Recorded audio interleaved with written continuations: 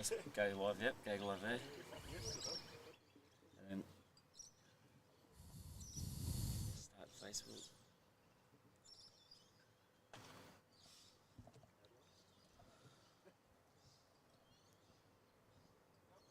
Good morning, everybody, and what a beautiful day we have here at Beresfield Bowling Club in Newcastle, New South Wales, for the final of the 2024 or 23-24 club triples.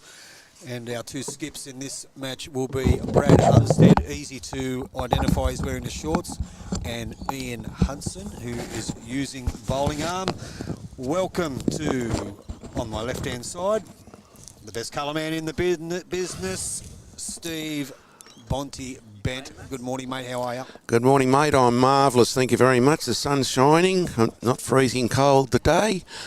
And it looks like it's going to be a beautiful day and a great game of bowls. We believe these two teams played their semi-finals yesterday in atrocious conditions, they tell us. Atrocious. Bowling through puddles, and it was almost like ice, but you couldn't ask for a better morning this morning. It's absolutely beautiful, like absolutely beautiful. Hardly any wind, sun shining, not a cloud in the sky, and Gov's bringing us a coffee.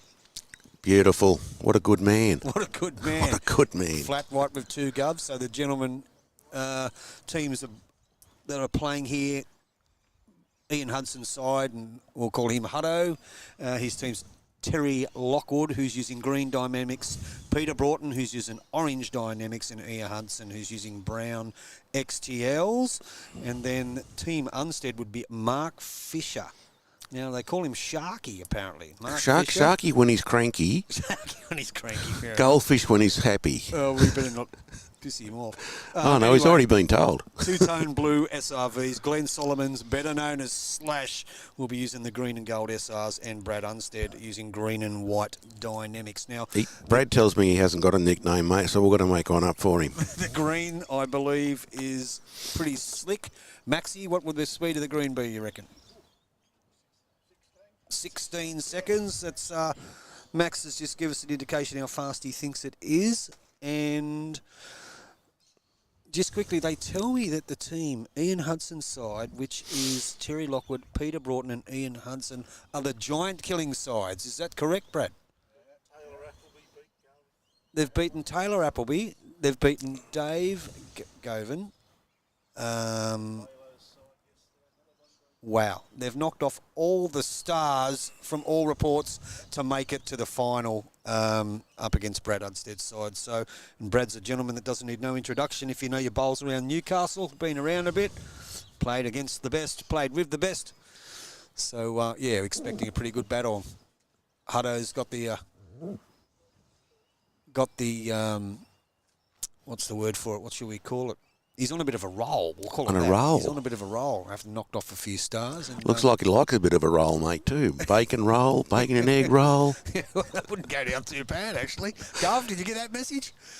Anyway, so the teams are just going through their roll-ups at the moment. As we said, green looks good. Now, just let you know that it's myself who's doing all the talking today, and with Bonty and next to me, our good old mate Boydie, happy, not too well, has got a fair dose of the flu, and has a prior engagement, so he's left this event to us. But I reckon Bonty, it'll be in pretty good hands, mate. I reckon they'll enjoy our commentary today, mate. I reckon they will. I listened to a bit of Roy and HG on the drive up. Who did I say before?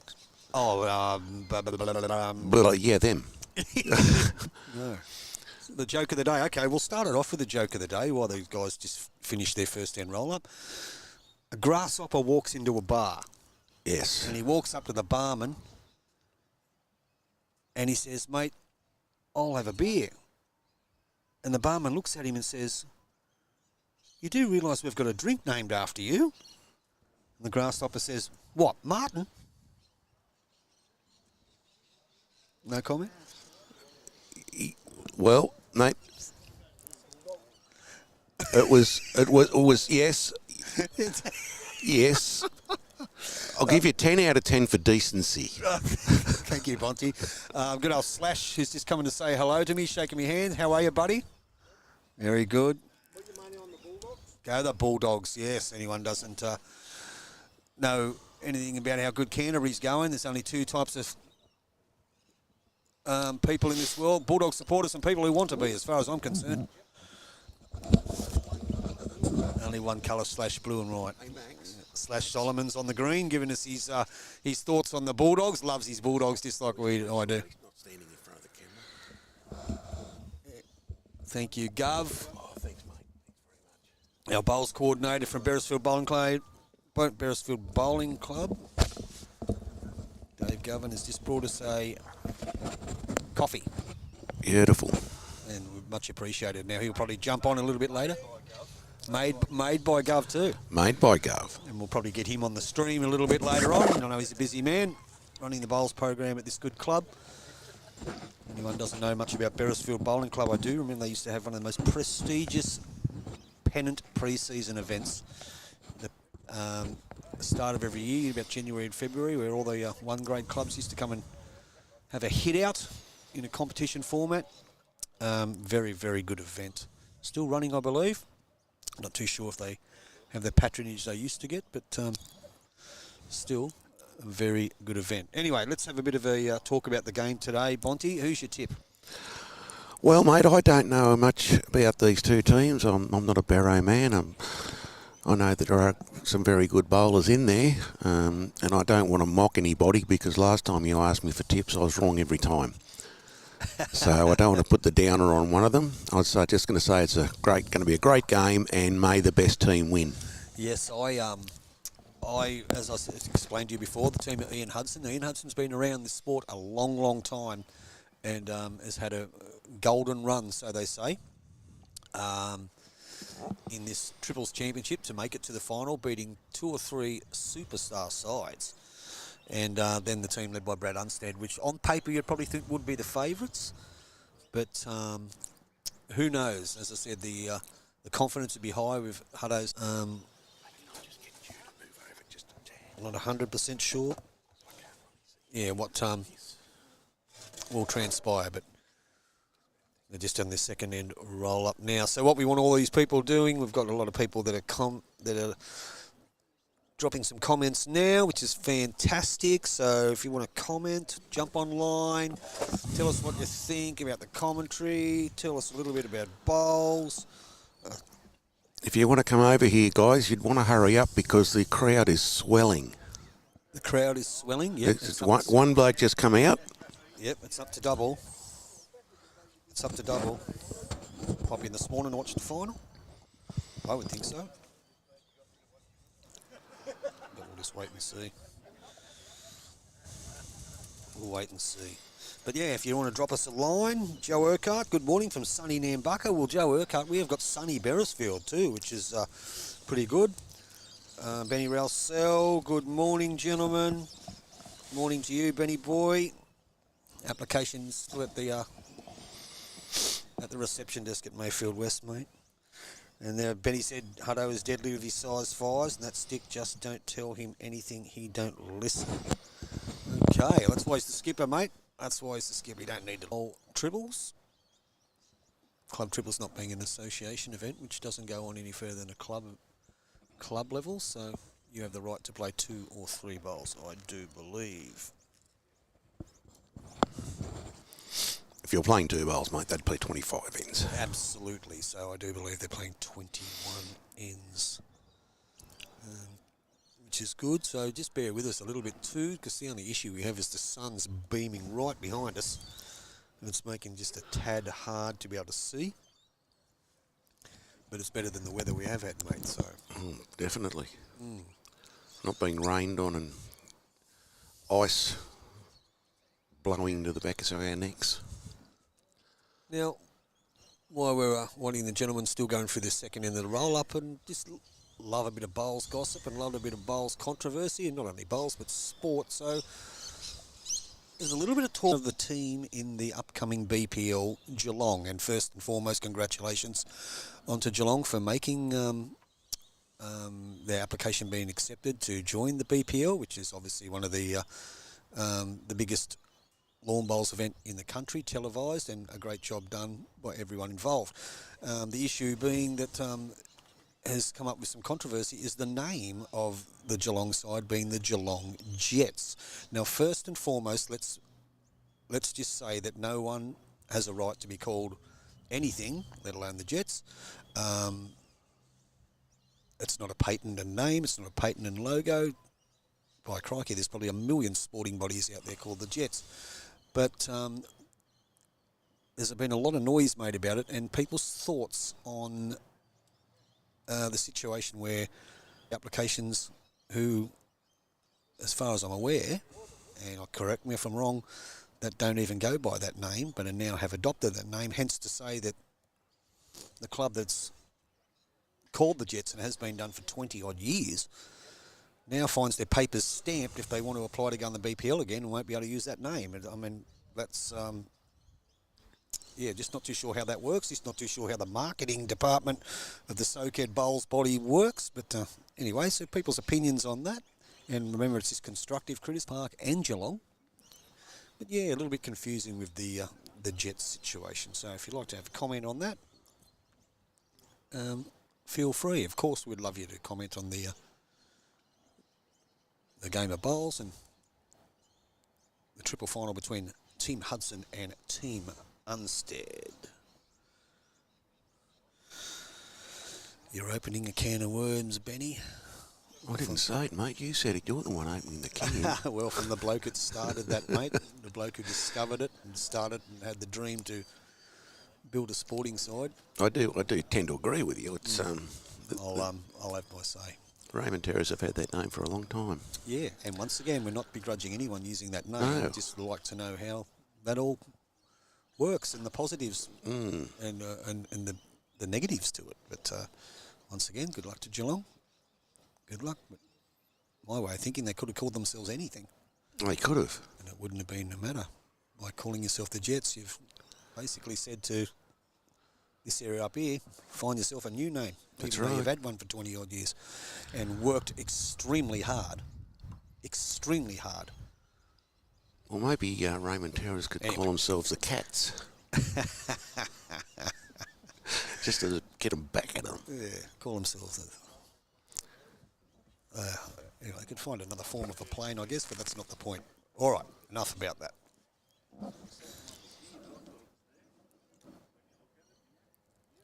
Anyway, they're saying the green's pretty fast. The boys are talking about it. A bit of pace to it. I've got a comment there from Ben Roswell saying that Geelong are better known as with the Jets. What he's saying is they're better known as the Wish Jets. So if you know about the Wish app, it's like second rate, as that's what he's trying to say. I think they're Bonty. Right, okay. Bit of a comedian, Benny. Good fella. Anyway, they're down to their last bowls in the roll-up. Does he ever talk about UFOs, mate? Is that the name of the place? Roswell. Roswell. Yeah.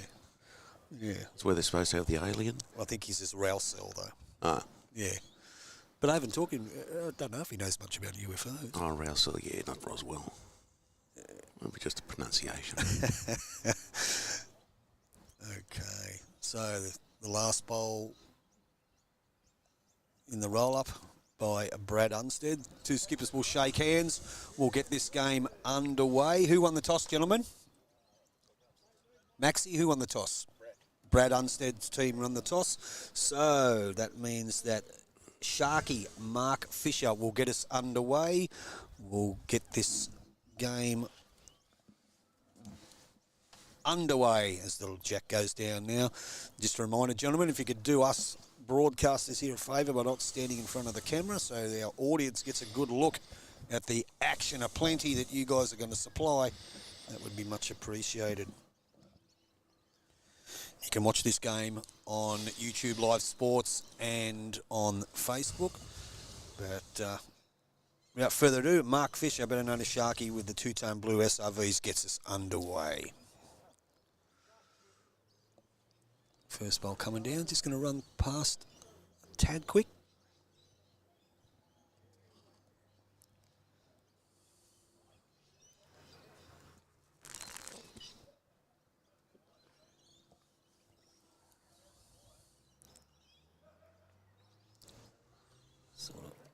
in for our viewers.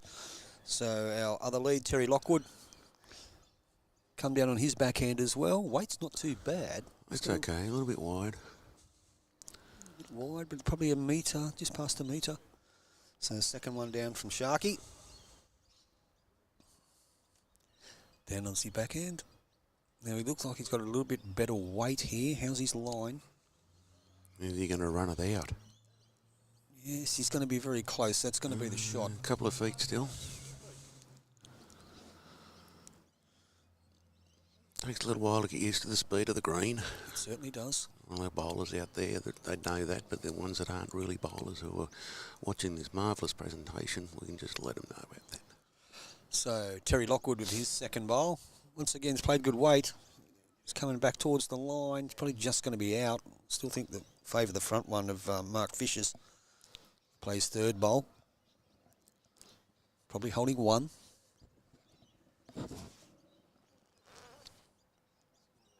Down he comes, and this one looks like he's pretty good. He's going to run past.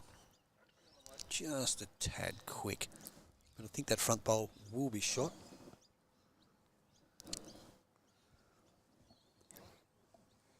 Lift the camera up a bit.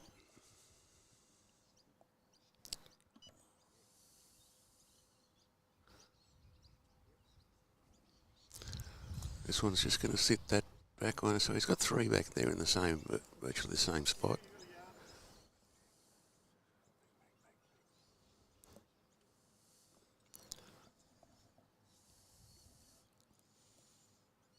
Yeah, it's very temperamental, mate, that little joystick. Very much so. That's it. Okay, that looks a pretty bit better. This is a good bowl. There is the Pretty shot. good shot. Glen Solomon slash. About 3 inches off, Jack. Good old Vince Calabrese. Calabrese. He's a regular on Happy's chat. He is. He is. Loves his bowls. So the orange dynamics of Peter Broughton coming down. It's probably 2 down. Well, it might be second shot. Not 100% sure, but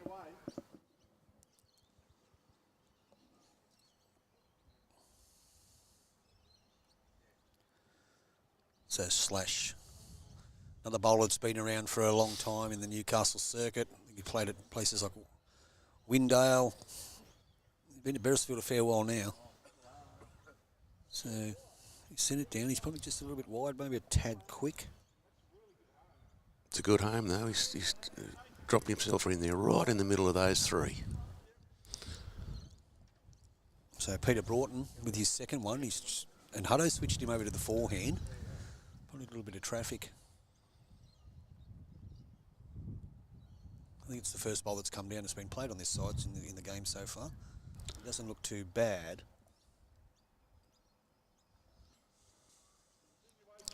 And that would, dare say, be second shot. Looks like it's second shot here, Monty. Looks like it to me, mate, for sure. Crowd's roaming in now, mate. There's 3.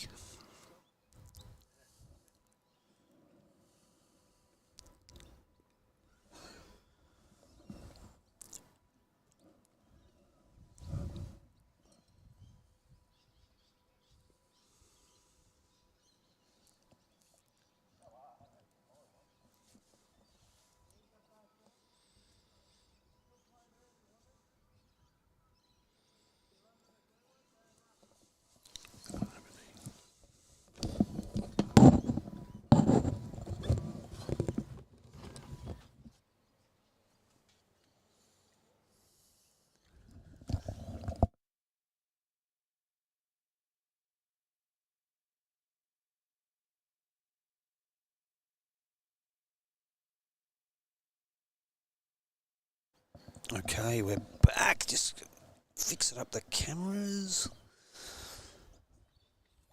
Looks like it's still 1 to Team Unsted. We're just trying to adjust that. Yep, maybe that's a little bit better.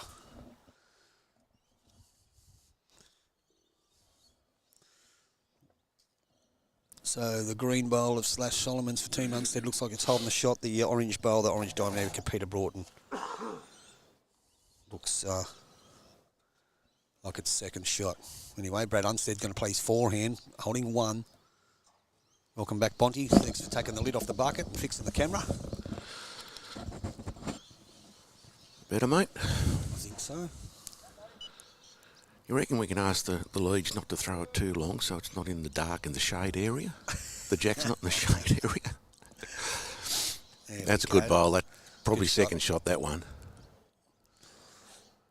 Oh, maybe third. That one maybe at the third back, shot. I still think he's holding one, Brad Unstead, with the green bowl. I think the orange one might be third shot. But Ian Hudson's coming down on his backhand. The brown XTLs. The tight line, the giant killer of the tournament so far. He doesn't look like he's played this too bad. He's very close. Very, very close. That's a great shot, Ian Hudson. He's probably turned that into two. And the giant killing run continues, even though it's the first end. But yep, Slash has made the call. They are two down. So Brad Unstead coming down on his backhand. Two down, did hold the shot, but a big bowl by Ian Hudson. Down it comes now. He's given it every chance. Give it every chance. Probably just going to sail past. Yeah. Great effort. I love those XTLs. I mean, I've still got a set of XTLs from early 2000s that I bought brand new. Good old XTLs. Beautiful little bowl. One of the best best users of an XTL I ever seen was Nathan Dawson. He used to make those things sing, those turquoise XTLs back in the day. Really? Ian Hudson onto his own bowl. Maybe not. We're definitely holding two.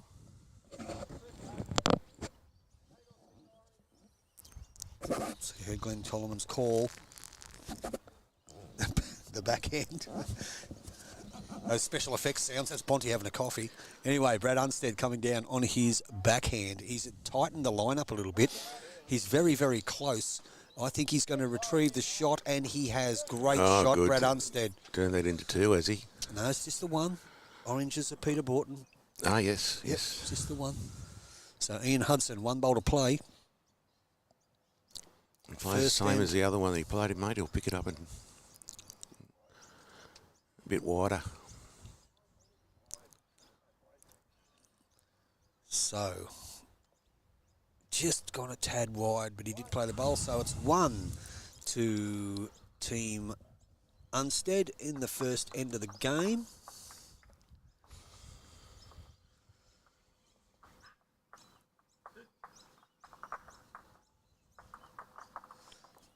So after one end, we get 1 to Team Unsted. Now, once again, we've got a couple of viewers saying we do apologise because of the sun. There's not much we can do about that. We're doing our best. Just try and enjoy what you can actually see and what shots the bowlers are bringing to you. So Sharky, Mark Fisher gets us underway, playing his forehand. Played that side of the green in the first end and had the shot at the changeover.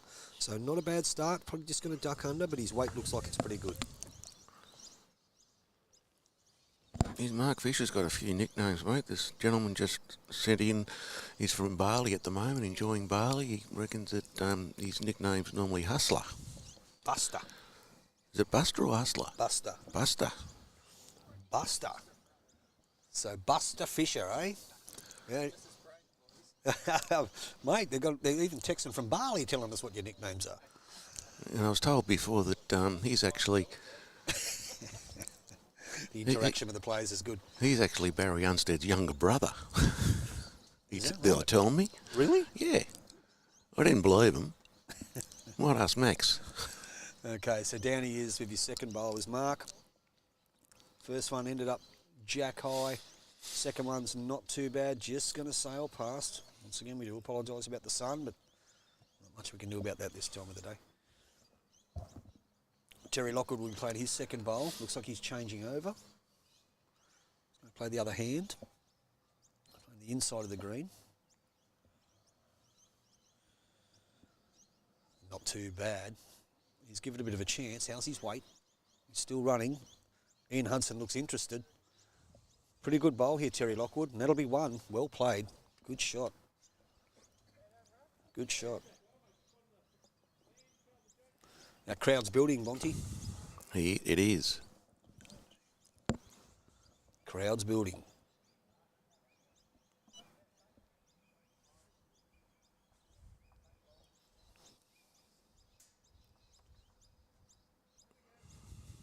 Try and get this camera angle a bit better. That's not too bad. How about that?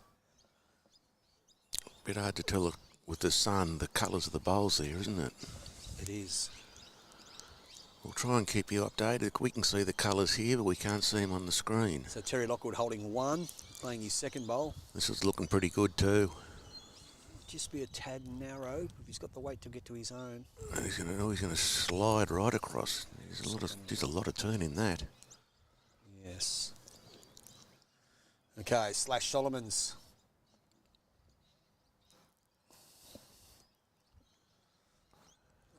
He's playing his backhand back towards the clubhouse. A little bit heavy. He's probably just going to run a little bit. Outside, still the one down, one to Team Hudson. Glen Daniels, good morning. Good morning to you, Glen Daniels, from beautiful Beresfield Bowling Club. Peter Broughton with the orange Dynamics. We know they're the brightest bowls. You won't have a problem seeing those. And he's played his backhand too, and he doesn't look too bad. It's going to be pretty good, I think. It'll end up pretty good. His weight might just be a little bit shy, but still coming. Yeah, he's still a metre or so out.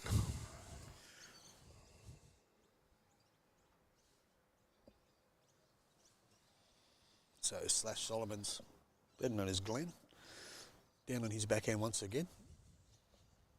Now it looks like he's adjusted his grass line. Yeah, it looks like he's going to run into the orange.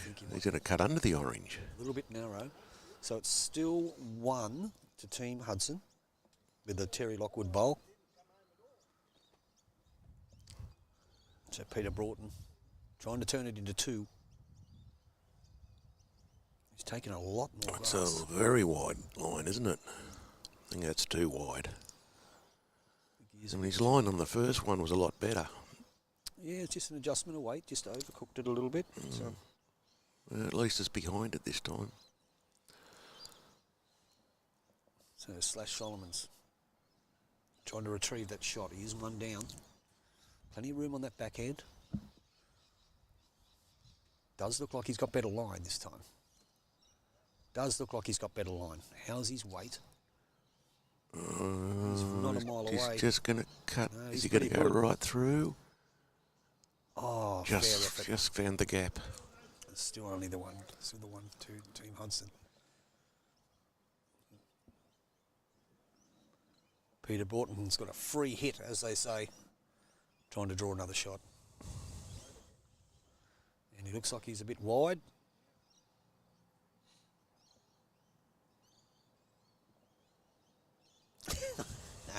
Got to say, I love the boss whacking the messages on there. Zoom in, zoom out, turn left, turn right. Pick the lid up. Ah, mate, he's got a vested interest, obviously. So of course he has. we appreciate it. We appreciate it. We love all the training he gives us. As long as he doesn't give me the bloody flu.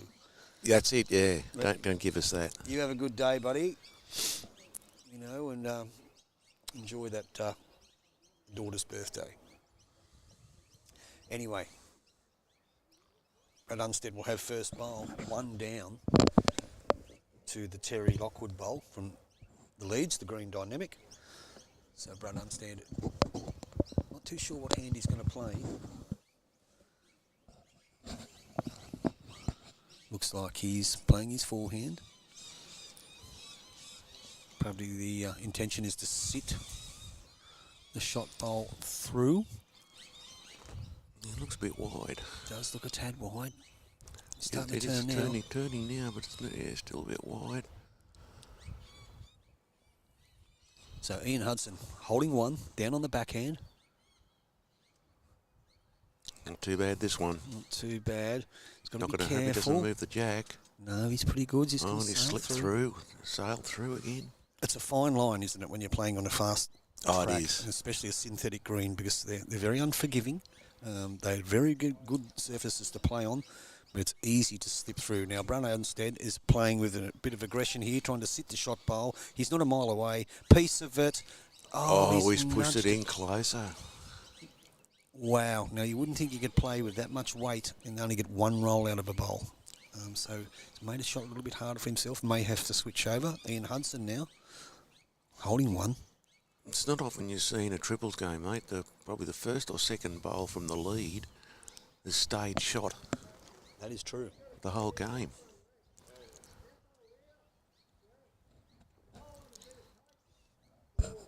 So Slash has called a different shot for Brad Unsted. Got him to swap over.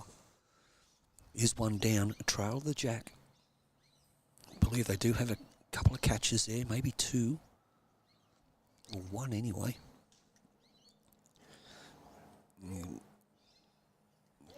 This looks like he could use that wing bowl. And not quite. He didn't touch anything. So once again, the free hit. Bit of a cricket terminology for Ian Hudson, who is holding shot. So we will go to 1-1 after 2, I believe, after this. And He stayed away from it. Don't disturb it. probably a wise decision early in the piece until they find their rhythm. So it was just one. So 1 to Team Hudson. One from the master scorer, Maxi.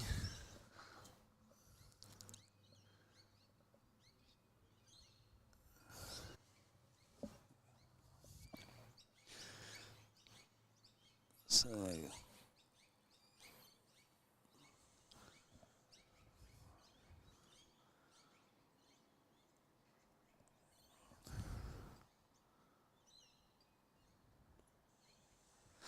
1-1 on 2. And Beresfield, I've noticed he has got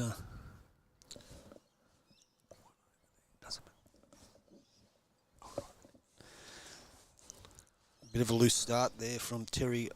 So, Mark Fisher. Trevor Solomons would like us, if we can, to tell his cousin that he's watching. To tell his cousins he's watching. Slash is his cousin. He'd like Slash to know that he's watching. He's probably only watching to put that on there, and he's going to go off do something else now. But good on you, Trevor. No worries, Trev. We'll let Slash know that you're watching, buddy. I'll let him know.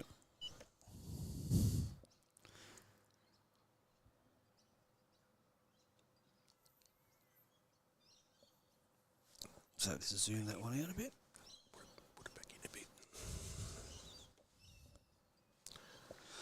So the second bowl down from Mark Fisher. And that's 2 good bowls. He'll be holding 2. Yeah, nice bowl. So yeah, let him know that he is watching. Good morning all from Bali. Chris Gollage, Chris from Tea Gardens. Looking forward to the coverage. Looking forward to you being part of our audience, Chris. Welcome, mate. So it's 1-1 after 2 ends in this game.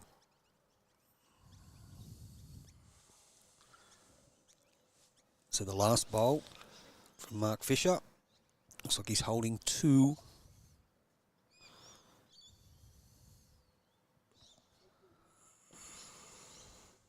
Three good bowls. Beautiful weight for all 3 bowls, Mark Fisher.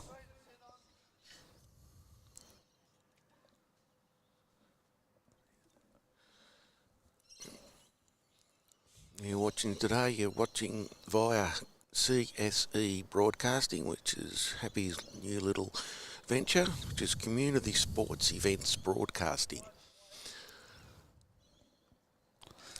It is CSC Broadcasting YouTube Live Sports, and you'll find coming very soon, not only do we do bowls, love doing the bowls, but there'll be other sports that we're going to delve right into. I was with Happy over at Hams Beach a couple of weeks ago for the Slash and Bass, Youth Slash and Bass surfing competition. And how was that, mate? How was it commentating surfing? Oh, mate, it was marvellous. You just say, yeah, he's got it. No, oh, he's crashed. Second 10. Except I call it a tunnel, but it's actually a barrel. A barrel. A barrel. A tunnel. A barrel. I've got a couple of mates that are full on into surfers. Full on into surfing, rather. We actually had the fellow from... And just to interrupt you for a second there, they were holding 3 shots, Brad Unsted and Slash Solomons has unfortunately just trailed the jack to the back bowl and is now 1 down. He's probably just a tad heavy. So he's not happy with himself. If you can have a look at Slash, he's walking around. He's a bit angry with himself for that bowl. He was probably, as I said, 2 or 3 feet too heavy, and having a good setup of 3 has trailed the jack and is now 1 down. Anyway, so that has forced the dynamic orange bowls of Peter Broughton onto the forehand.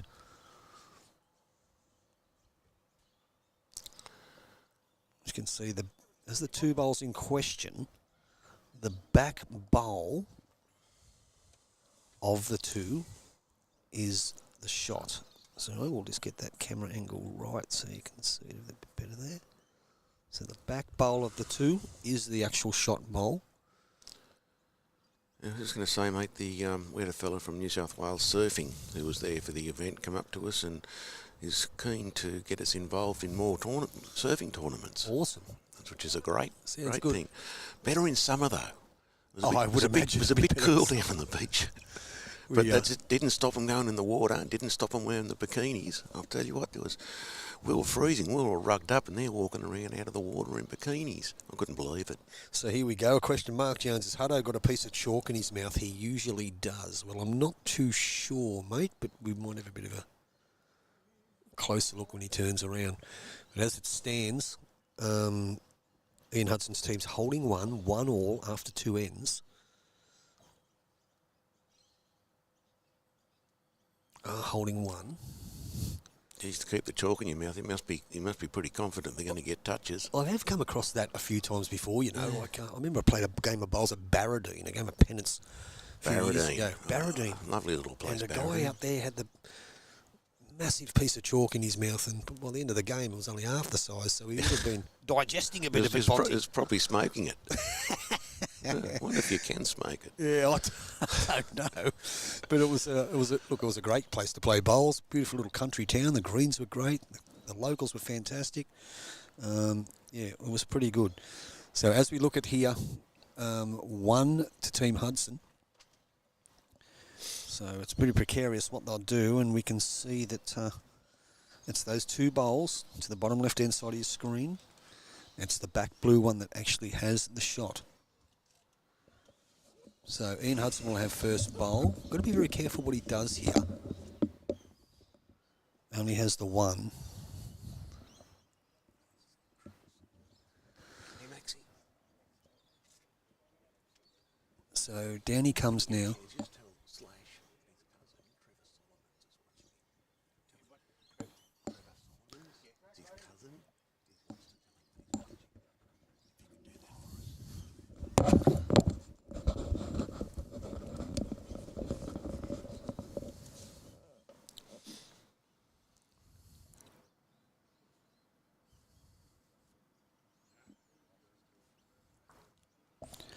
So he's had a go.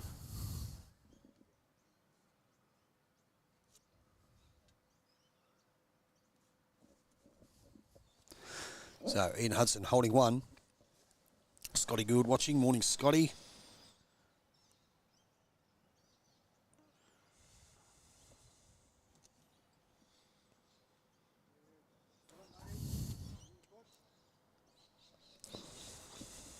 So Brad Unsted. Down on the forehand, 1 down. Just needs to make contact with that blue bowl.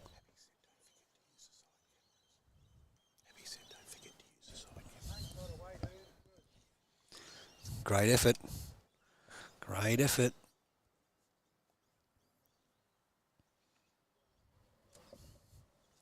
So Ian Hudson. Now, if I was him, I wouldn't be going too close to it. You are got 1. Brad Unsted wants the shot. Let him play the shot. But, hello. Oh,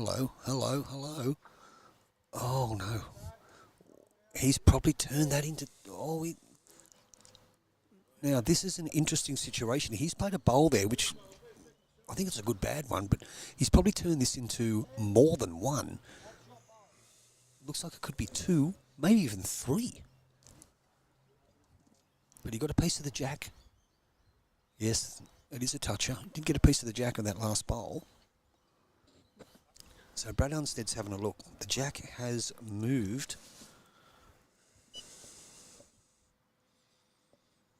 As you can see, there it is there now. Now Brad Unsted's attacking, and he's got a piece of the kitty, and he's killed it, so that's a really good shot. So they'll be replaying this. Now, we don't know where they're going to play from it. You're right.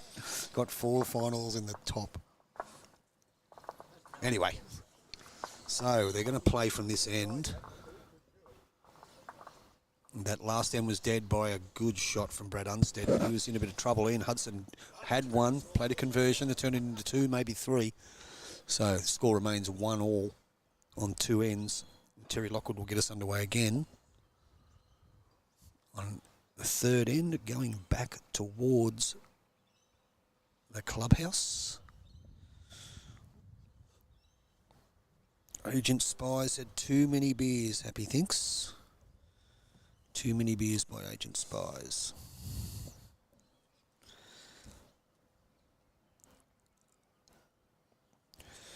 And forget, during the broadcast you can support the page by sending stars and a digital gift that helps earn points. Now, pretty good start here by Terry Lockwood. Very, very good start. Not too bad, not too bad at all. I just might try and zoom in a little bit. So we can get a bit of a better view. So it's probably just not a 4-length end, just a medium length end. Mark Sharky Fisher or Buster sticking to that forehand side, going back towards the clubhouse. Just going to sail past.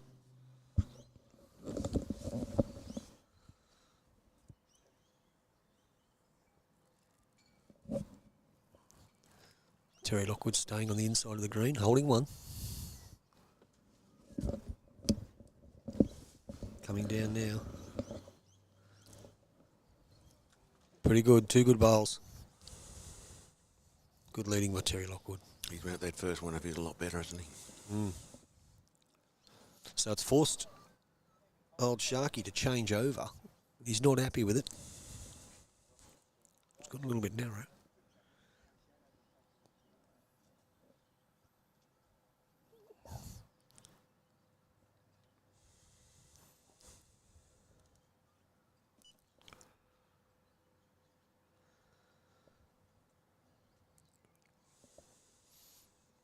Terry Lockwood played 2 good ones already. Looking to add another. Might just be a little bit tangy. Really good spot though. Look, he's out down there covering that blue one. Okay, so Mark Fisher. My old mate Frank Leslie. How are you, Frankie? Frank Leslie, a bit of a stalwart at the Beresfield Bowling Club. Used to play a lot of bowls with Frankie. We did all right too, Frank, didn't we? Well, that's a nice bowl. Thanks, mate. Good to see you, buddy. Good to see you. Frank Leslie, ladies and gentlemen, been a member of this club and one of their very distinguished bowlers for many, many years, and a damn good fellow. Anyway, the orange bowls of Peter Broughton for Team Hudson. Down on the backhand. It's up and down for shot. Looks like the front one may have it, but I'm not 100% sure.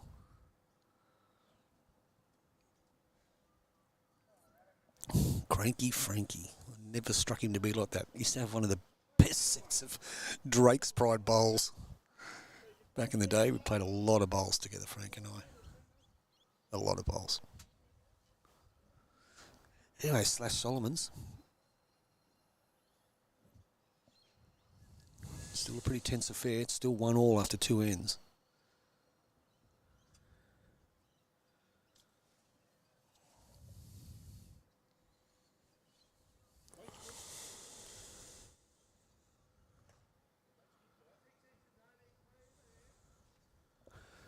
Just gone under a little bit.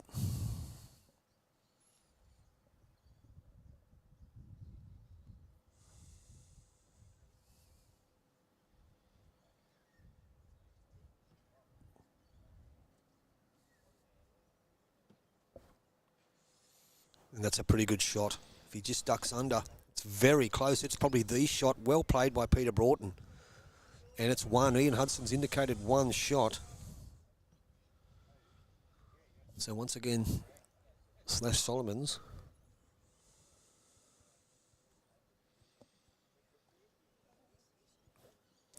He's having a bit of a run at it. A bit wide.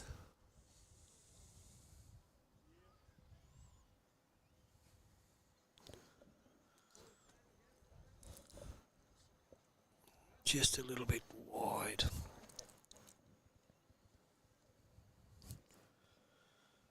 Bit of a mention to someone I used to work with who doesn't play bowls but got a little bit of an interest in it, which is Lisa Tabitha Morgan from Woolworths at Salamander Bay.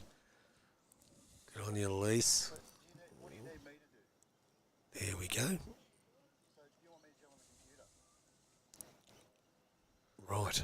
Oh, thanks very much, Kazza Sterling. Happy bowls, so good. Big thumbs up. Love watching bowls from you when I'm not playing lawn bowls myself, and you do an amazing job. Thank you very much, Kazza. Happy, you'd be very happy to read that. And he is reading the messages. Okay, so we're going to try and fix the font, I believe. It's got Beresfield 4s when it's the triples. Okay, so you're going to talk me through it and I'll fix it for you.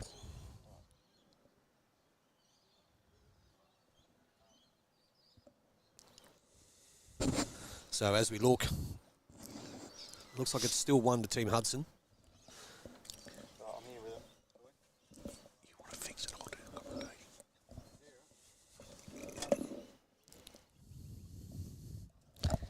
You want to fix it, I'll do commentating. You fix it.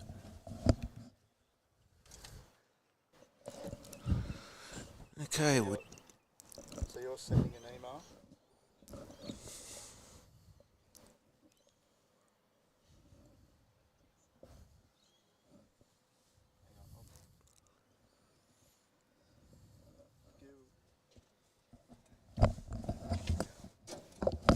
I'll give you time. You can stop contacting for 2 seconds. I'll do it.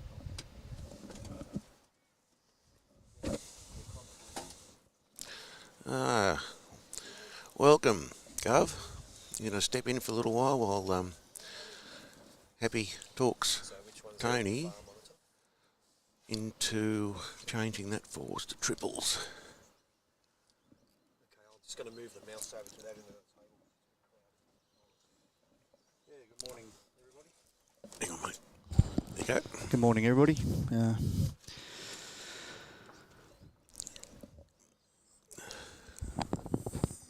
think that orange bowl of Peter Broughton's is still holding shot. Okay, so the new tab next to the YouTube live stream one. Have we done a green speed today? No, I don't know if we've done a green speed, but Maxi reckons it's running about 19. I can tell you, it is absolutely flying. It is flying. Geez, it looks like they're going to stop and they just keep going. And that shot bowl has just been taken out. Yep. Yes. It says Google, yep. I'm just wondering now, the blue, two-tone blue bowl of Mark Fisher's might be the shot. Gov, what do you reckon, mate, on the left-hand side there? Yeah, the call was from Slash that they were holding shot now, so yeah. Okay, so Is it going to keep going? No. it says You fixed. can actually use that bowl now, Hutto. Very triple, so it's an attachment. Want me to download it? Looks a bit thin here. Yep, that's going to shoot right away. Once it gets to there, it goes. It's no different. I've got that picture. Yeah, I've got the picture of it in front of me here. Yep. The one next to it. Yep. Where's the plus? So Bradley's got one to play. He's just holding the one. Yeah, the one next to the, on the same screen. Just stick into the backhand. No, I don't know what you're talking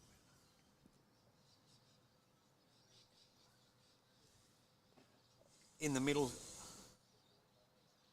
in the main monitor. This looks a little hot. Yeah.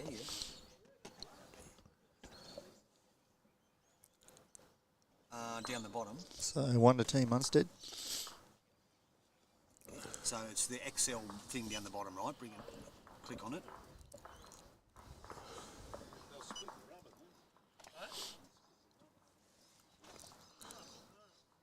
Hold on a second.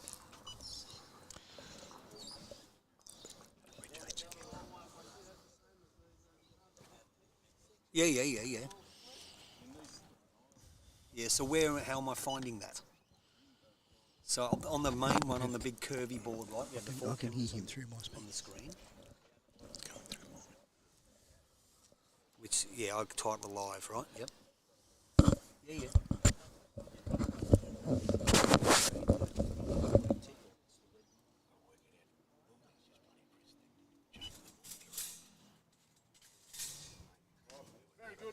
Yeah, possibly. And not a bad start here from Fish. Just behind Jack.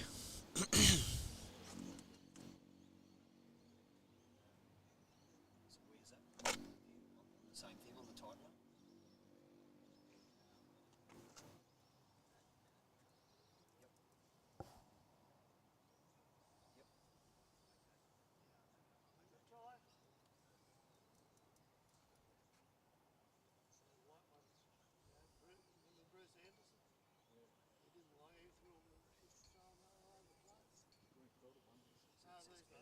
And it's got a picture of the scoreboard here.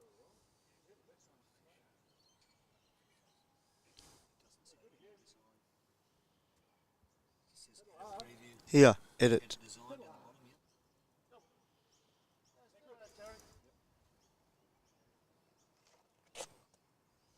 Yeah, in the middle there, it's on the full screen.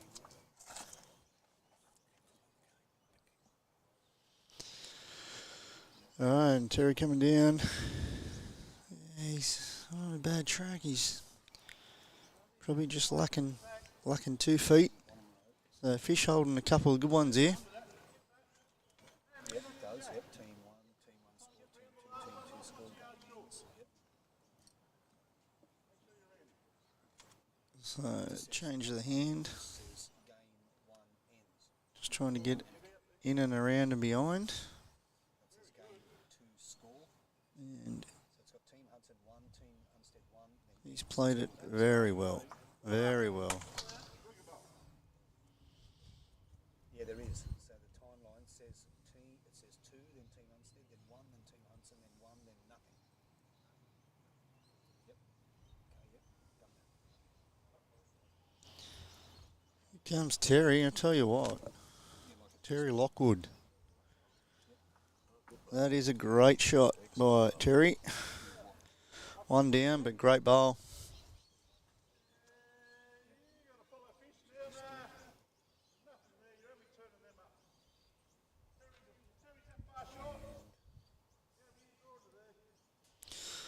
So forehand draw is the call. Beresfield logo, Beresfield 1 copy.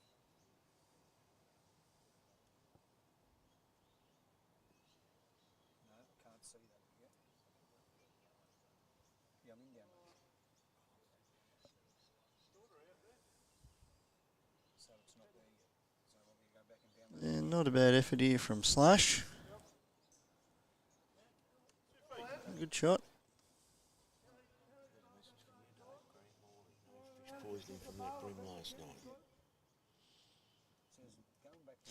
No, there definitely was no fish poisoning. It was very good. Got a couple of brim during the week. A few lidric this week as well.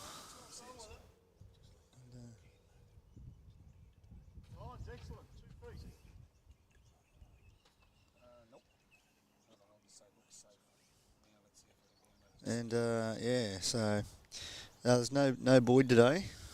No Boyd. He's off to a birthday. And he's not feeling the best with a cold and flu season going around. So. Screen's come back up and says Beresfield triples. Team Unsted holding 1. Peter Broughton on the forehand.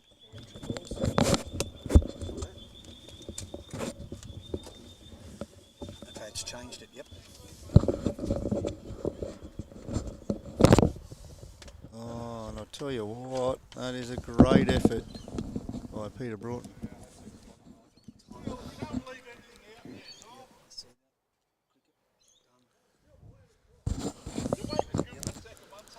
Okay.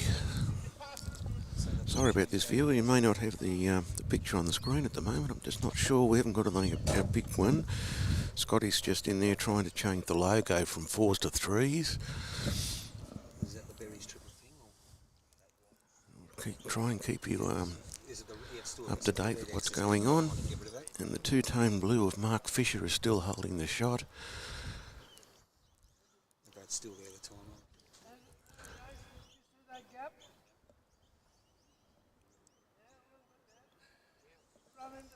So I can get rid of the whole thing. Yeah, timeline won't go anywhere, mate. So now we've got Peter Broughton with the orange dynamics coming down to try and sneak through that little gap down there to try and get to the jack. Just a little bit wide. He's going to have the back bowl. He's going to have 2 back bowls, so pretty good if they try and drive. Oh no, they're not. They're going to have 1. That's gone. Just kept going, didn't it? Yeah, it's very quick down. Very quick. It's like Down downhill. there. Still has the thing that says Berry triples PNG. Can I get rid of that? Okay, that's gone. And then over on Yeah, the Trevor screen, Solomon. Yeah, 3 bowls, triples. spreadsheet score. We can play. They can play whatever they want, 2 or 3, because it's not a state event. It's only a club event. They can play 3 bowls, triples with 21 ends, or 2 bowls, triples for 25 ends, and they've decided here to play the 3 bowls, 21 ends. Yeah, we play 3 bowls here. We found that it sort of allows a wide variety of teams to actually be in the contest. Yes, So yes. we found on the last end. with more the found with the 2 bowl triples, it was all the top graders sort of dominated the event, and the 3 bowl triples. If you ever have a look back through the history of the clubs or whatever, which obviously it used to be always 3 bowl triples back in the day, you found there was multiple different winners. So. Yeah, it's certainly shown on in this event, mate, because I think Ian Hudson's team's a dark horse, isn't it? They are. They've actually giant killers. They've actually beaten 3 really good teams in the event, Yeah. and not by a lot, but that's the beauty of the. You've only of got to the win 3 by bowls. 1. Yeah, yeah. exactly. No, I'd So, prefer 3 bowls myself. Yes, I believe all formats are different.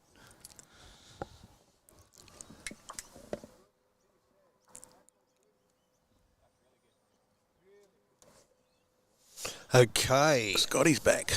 Oh, Scotty's back. Gov's stepped in. Good to see you, Gov. Gov can stay there if he You wants. can stay there for a little I'll while. stay there for a little bit. We just had some technical hiccups, and because Boydie's not here, he had to do it over the phone. And but we fixed it. Trying to educate the uneducated. Pretty hard to do that, mate. Pretty hard to do. We can talk okay, mate, but we're not technically Not giants. technically advanced. Not technically You've done all right. You've got the job done. So I've got it done. Yeah. Yeah. Got it done. No, he was fine. We got it all sorted. Back and, on track. We are. Thanks, Gov, and thanks for your insight and explaining why the difference between 2 and 3 bowl triples. That's what you've been talking about, I guess. Yeah. So yeah, and yeah, just touch on that while we're waiting for Brad here.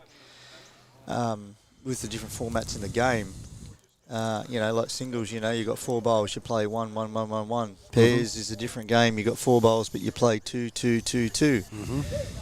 With triples, it's been 3 bowls, 3, 3, 3, and 4's obviously 2, 2, 2, 2. So, the 2 bowl triples, it's not a bad game, but it's just it is just feels like just a shorter version of fours, where 3-bowl triples is its own unique style. I couldn't agree with you more. And it's funny too, the thing about 2-bowl triples, I don't know if you probably noticed this, and I certainly noticed it, that since its introduction, the scores are always higher.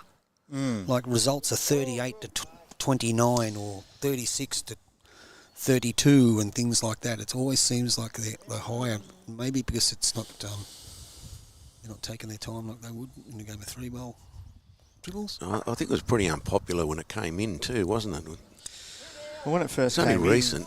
When it first came in, it was actually 31 ends. It was 31 That's ends. right, That's correct. You know. So we've got one to we've got one to Brad Unsted. Yeah, one to Team Unsted. So I'll update that. I'm going to swap seats with me. I will, mate, I will.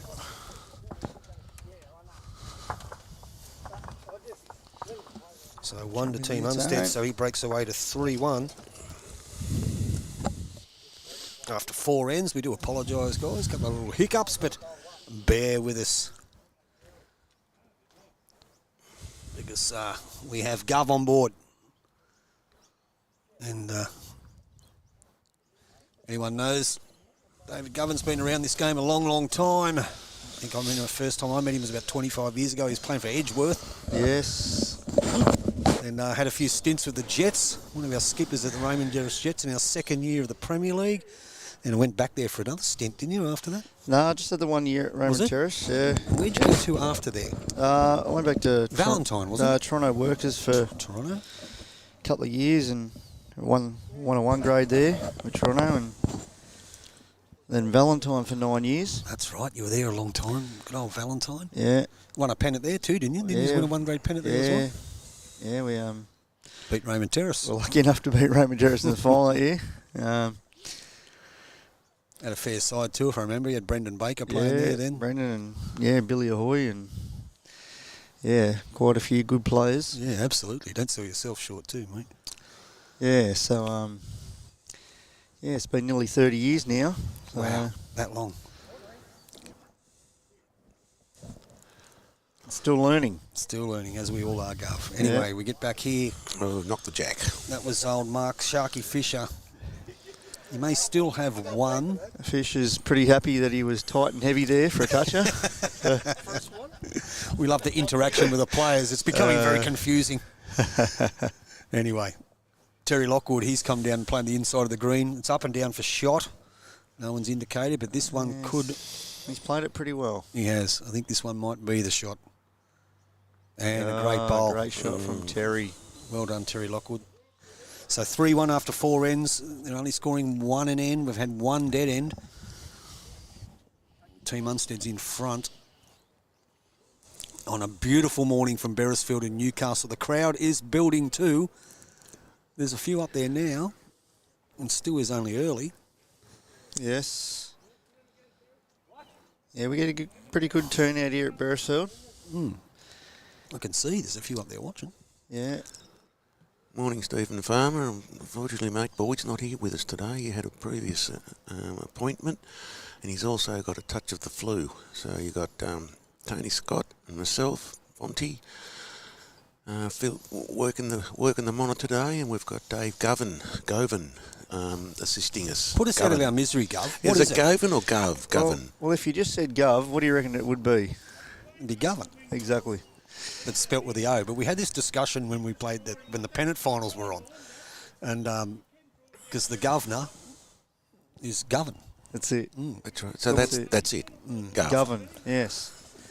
So it's David Govin. That's it. So just call him Govin. We're all bases are covered. It's a town in Scotland, Tony. It is near Glasgow. Yeah. Can we get him stop? Because hey guys, stop putting GOV. Can you put GUV? Because you're confusing us. I say, like, you know... Well, my surname's Scott, so I should have some vested interest. Government is not spelt G-U-V. Well, true, yeah. It's spelt G-O-V. So, yeah. I've had a request here. Ladies and gentlemen, Gov's trying to tell us how to spell his own name. I've had a request here, Gov, from Mark Jones. If you can ask Bradley what the para score was yesterday. Yeah. I'm sure he'd love that. I didn't think he'd know. I didn't watch the game, but I'm taking it that Parramatta probably didn't do too well. They didn't. Who cares what it they was came yesterday? second, mate. They came second. Just worry about what it was last week. Go the Bulldogs. Anyway, Anyway, Slash Solomon's on the mat. Talking about doggies, Slash is He's a crazy dog. crazy dog First fan. thing he did when he got here, he come and shook me and said, "Go the Bulldogs." Anyway, Slash on his backhand. Got a lot of comments coming in, guys. Thanks very much for that. Keep them coming. We can't get to all of them because we've got to try and talk about the bowls itself, but we mention a few as they go through and we get a chance to look down at the screen. So thanks very much for that. Share this if you can to your friends and family. Get it out there as much as possible so Boydie can progress and build his nice new little company, CSC Broadcasting. Build his repertoire. We've actually got people watching in South Africa. We've got people watching in the United States of America. Bali this morning. And definitely through Bali. And, of course, Vince, he loves having a good watch from in Sydney, Leppington. Is that Vince Calabrese? That's the one. That's him, Vince. Morning, Vince. He'll be on there watching. He sent us a message early. He'll be still there. Okay, so Slash has changed hands. Brad Unsted's got him to change. Probably one down. Can I get the best view of that? That sun's a pain in the bum. Never mind, but he's down on the forehand, Slash. How's he looking? Yeah, I think he needs another yard. Probably right, Gov. Probably right. Just punched into the orange bowl. Peter Broughton.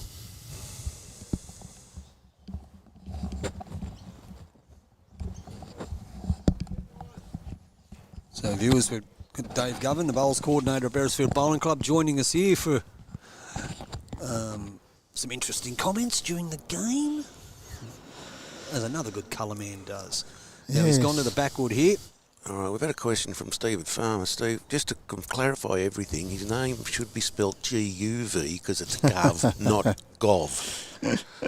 Even though Gov is spelled G-O-V, so that's Gov. G-U-V. The controversy. I thought I was going to raise some controversy talking about the Jets and the Jets, but the Gov things. That's gone crazy. Look at all the comments coming up. Anyway, 3-1 after 4 ends. Brad Unsted has the mat, and I think he is one down. I'll have a bit of a look.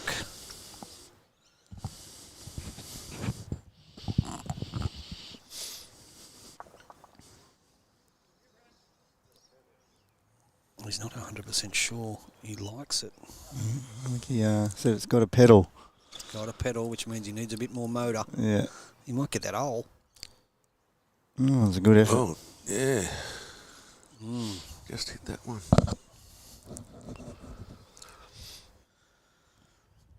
Farmer wants a wife. Ian Hudson down on his backhand with the XTLs, the tighter line bowl of all of them. Doesn't look too bad. He just gets around that front one. He's got that bit of a smudge which didn't help him, but I still believe he's holding one. Yeah. A few in the crowd over there overlooking the head on the balcony there at Bero Gov. Yes, mate, the balcony. It's pretty schmick. Now, Brad Unsted's still staying on that forehand. We're opening a can of worms here, mate. Every comment coming in now is about the Gov. Not even going to go to the last one. Does Gibbs get their own room at Foster? From Mick Cooper. Mick Cooper, he's in Bali at the moment, so he's loving life. He might have been the one that mentioned it this morning, was talking about it. Yeah, and Mark Jones, he was a Beresfield member as well. He's recently located at Bali now, full-time. Oh, really? Maybe, Gov, he might be able to enlighten us. I've been reading a bit of stuff in the social media about the formation of a bowls association in Bali, which has got a lot of expats over there from Australia and England that have, I believe they've gone as far as started to establish a bowling green. Yeah. And I'm not too sure what part of Bali it is. I think it's obviously where the populace is. So, but it is happening from what I've been told. Well, so that's good. That is great news. it is. They may know a little Grow bit our about game and get more countries involved in it. It would be great. I agree. Now, Brad Unsted is going to be around, and this is going to be very close. How's his weight? That is a great shot by Bradley. Great bowl, Brad. So I would say Ian's probably one down. If you're thinking on coming over, guys, you want to get here quickly because the crowd is blowing out. There's no seats left. Yeah, this looks like it might be a tad wide here. Yeah, it is turning. It's coming in now. Unlucky. Right, so it's two. Two to Team Unsted.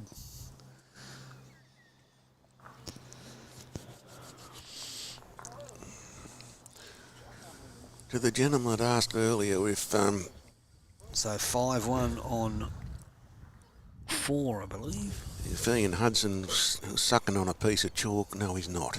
We just turned around 5 and see ends. he's not. 5 ends, sorry. He's not sucking on the piece of chalk. No, he hasn't got any chalk in his mouth. He might have swallowed it after the last 2 ends. Okay, so Sharky, or Buster, but better known as Mark Fisher, has thrown the jack. So Team Unsted out to a 5-1 lead after 5 ends.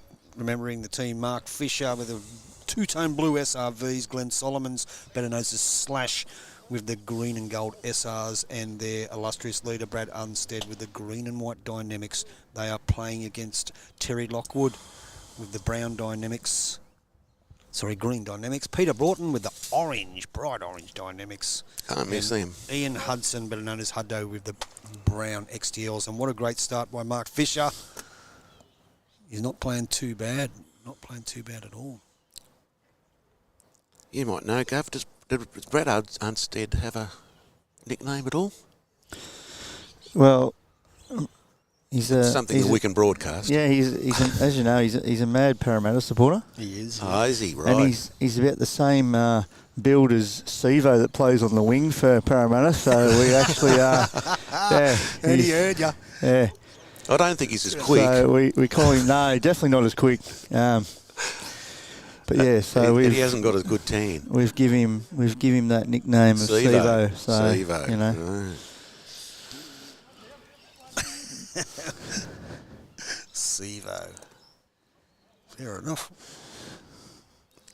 So out of the Gov, just in the game of bowls here, like Brad's obviously a 1-grade bowler, and is Slash, I'm assuming, would probably play 1s too, is that correct? Slash has skipped the 3-grade for the last couple of years. Okay, so apart from those two guys, the other bowlers in here, what grades are we looking at from the other 4?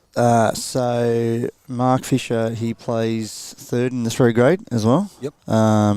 For Slash, who won the pennant this year. Yep, they did. So they've done really well there. Terry Lockwood, he plays 5-grade. 5-grade? 5-grade, yep. And Peter Broughton is a skipper in the 5-grade as well. And Huddo is also in the 5-grade as well. So okay, so I do remember they played at Beresfield at Raymond Terrace this year, didn't they? Yep. They made the final, yeah. But unfortunately got beaten by a very good Lemon Tree Passage side. Yeah, I did see a few of those guys. Lemon Tree Passage. Yeah, very good by Terry there. Pretty good bowlers. But that's the beauty of this green here at Beresfield. It's doesn't matter whether you're a local or a visitor or whatever. People get on here and they love it. So it's a good green to play. I've been lucky enough to play Matara over here last year, and it was absolutely dynamite. And I played Frank Neat triples on the one behind us, Gov, and I reckon one of the best rinks I've ever played on was rink 7. okay. It was brilliant. Great shot, Slash Solomon. Great Yeah, bowl. Slasher. Excellent. Yeah, it was so nice. Really nice to play on. Yeah, well, that's that green is coming into its own now. We've sort of worked out it goes much better east-west than north-south. Okay, But, you're right. yeah, it's very, very true east-west and north-south. It's got a couple of little got little funny patches like a lot of greens do. Yep. Yeah, we played East Western that day, but it was sensational. It was really, really good. Goldfish, the boss tells us. Goldfish. I'm assuming that's... and if you don't know, Boydie's obviously a Bero member. Yeah, so, Boydie, yep. He knows the like ins and a outs member of of everywhere, isn't Okay, Slash Solomon's coming down. He looks like he's holding 2, maybe 3. Sits on the outside bowl, and that's another good shot. Yeah, played it well. Definitely a counter. So probably 3 to Team Unsted here at this stage. So Peter Broughton with the bright orange dynamics. Just might cut. Slip underneath here. Just might cut a little bit. Just, well, good try. Great effort. So 5-1 after 5. It's slow going here in the final of the club triples at Beresfield Bowling Club, and the reason being is because the surface they are playing on is extremely quick and very, very kind. So the game will take longer. For the people who don't know about green speeds, the longer it takes to get up the other end, the faster the surface is. And I can remember when I used to do a bit of coaching in the USA, there was a whole heap of people at Santa Cruz Bowling Club, which I was lucky enough to be made a life member of. Yeah. They used to talk about the green speed in the opposite way. Yeah. So, and I had to say, no, that's not how it works. And they said, oh, the green's slow today. I said, well, how do you figure that out? Well, it's taking longer to get up there. In a way, you can understand what they're saying is right. But, yeah. Anyway. So it still looks like it's probably 2, maybe 3 to Team Unsted with the bowl of Slash being the shot bowl. The blue one of Sharky and Slash's back one, probably being the 3 counters. What's on the program for the rest of the season for you guys, Gov, here at Bero? Well, I mean, yeah, the season finishes in 2 weeks and the new one starts, but we've still just got after today, we've got a couple of the, just a couple of minor club games just to finish off, mixed pairs, senior pairs and stuff like that.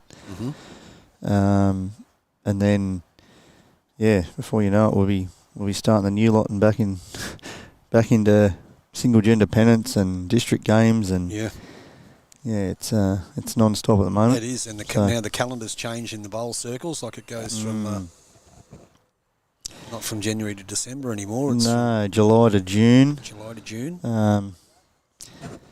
I think it worked better from January to December personally. So do I. And I hope they do eventually change it back to that. So. What was the reason, Gov? Do you know what the reason was for changing it? I think partial was a lot of the other states and territories calendar year runs that way. It does, yeah. And then with pennants and stuff like that, as you know, everything gets altered for New South Wales players to fly out to other states to play Premier League or pennants or whatever, and vice versa. Them to come here and do it. So another topic of contention. Yeah. So anyway, nothing's changed here, but yeah, like I think COVID might have played a part in it too. We were off the green for a fair while there, but that sort of stimulated or preempted that they must have to make the change to get back on track. Maybe it was something that was unavoidable, but I do sort of tend to go along with you, Gov. But yeah, the old January to December calendar was pretty good. But as we all know, there's a lot more bowls to be played and a lot more events that are on the schedule and a lot more people, playing in bigger things. And the Australian Open has, got record numbers this year. Great competition, Australian Open. Look, it is. It's got its pros and cons, but I've been lucky enough to have gone up there a couple of times. I normally are there this time of year, but decided to go next year instead. But last year was 2 of the best weeks I had in my life. It was brilliant. Good time, good company. Watched a lot of good bowls. There's a lot going on, and the weather was fantastic. Lovely time of year to be in Queensland, isn't it? Yeah, very much so. Anyway, so I still believe Team Unsted's probably got 3 here, 2 at least. 3 or 4, I think. You've taken out one. Oh. It's 2. And the back one, no, maybe not. That's interesting. 3. Or the back one. It's must definitely be. got to be 4. Yep. So it's 4. 4 to Team Unsted. Yep. So that gives them a breakaway to 9-1 on 6 ends.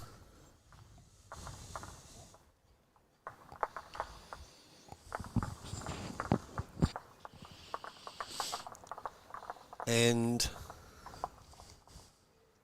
has the giant killing run of Ian Hudson, even though we've only played 6 ends in a 21 end game, has the giant killing run, is it starting to dwindle?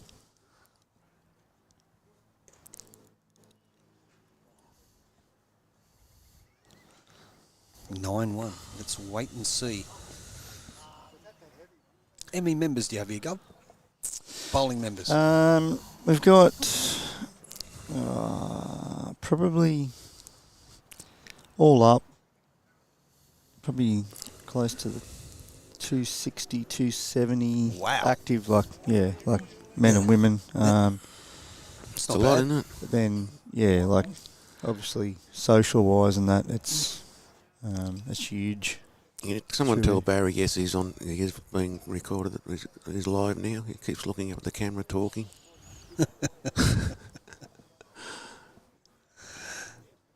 Yeah, you're looking good. Yep. Brad, looking good, mate. Yeah. And Terry Lockwood has played an See you, Bo. absolute ripper. These two guys have had a bit of a ding-dong battle to start off with. Like, going in this direction, they both seem to be playing the inside of the green. Coming down the other way, they're both playing the other side, but playing around the clock. But Sharky, better known as Mark Fisher.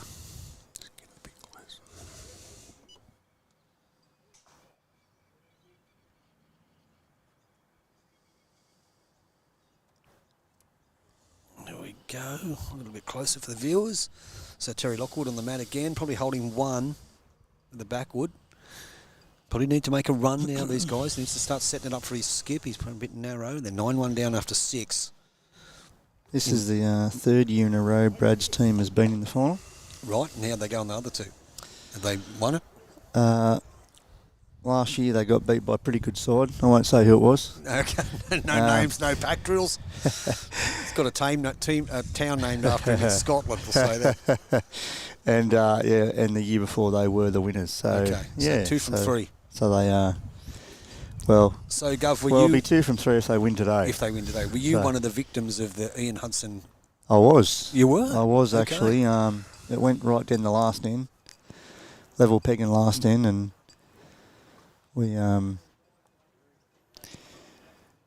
had the jack get cut in right in behind a pack of bowls that was virtually impossible to get to. get to, yeah. So that's how it ended for us. But in saying that, I mean, look, it's great to see. It's absolutely great to see a team like that, Yeah, agreed. you know, get through and beat some good teams and get to the final. And that's what we're saying, the beauty about the 3-bowl triples, you know. Yeah, it gives everyone a fighting chance, doesn't it, that extra bowl. Yep. So Slash Solomon's 1 down could change that right now, and he has. So Yep. Team Unstead now holding the shot. Good bowl by Slash. Wouldn't expect anything less from a Bulldog. He's happy. Okay, so Peter Broughton, the Orange Dynamics, playing his forehand back towards the club. Decent sized crowd up the back there watching the final of the triples. Monty. Cheers, mate. It's obviously played some this very too bad. popular, Good very shot. popular people playing out there, mate. Very good bowl by Pete. Just out, but a good bowl. Well played.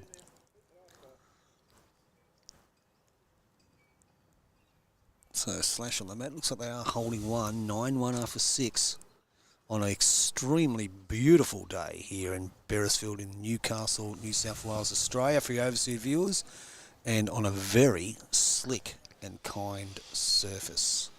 I wouldn't call it kind, mate. I think it's pretty kind. The Sleek. faster the better. Well, the line in that's not too bad. The Slash is going for cover, and it's probably not going to be a bad home. Yeah, the bowls are definitely not doing any silly things today. It's beautiful. Yeah, it looks a picture. Peter Broughton down on his forehand again. And first one was a tad unlucky not to get the shot. If he follows pretty much the same line, this might not quite have the weight. Just needs a yard, Peter. Didn't end up too bad. No.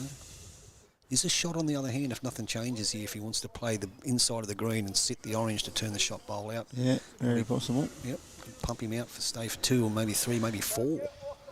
But we'll just wait and see what happens.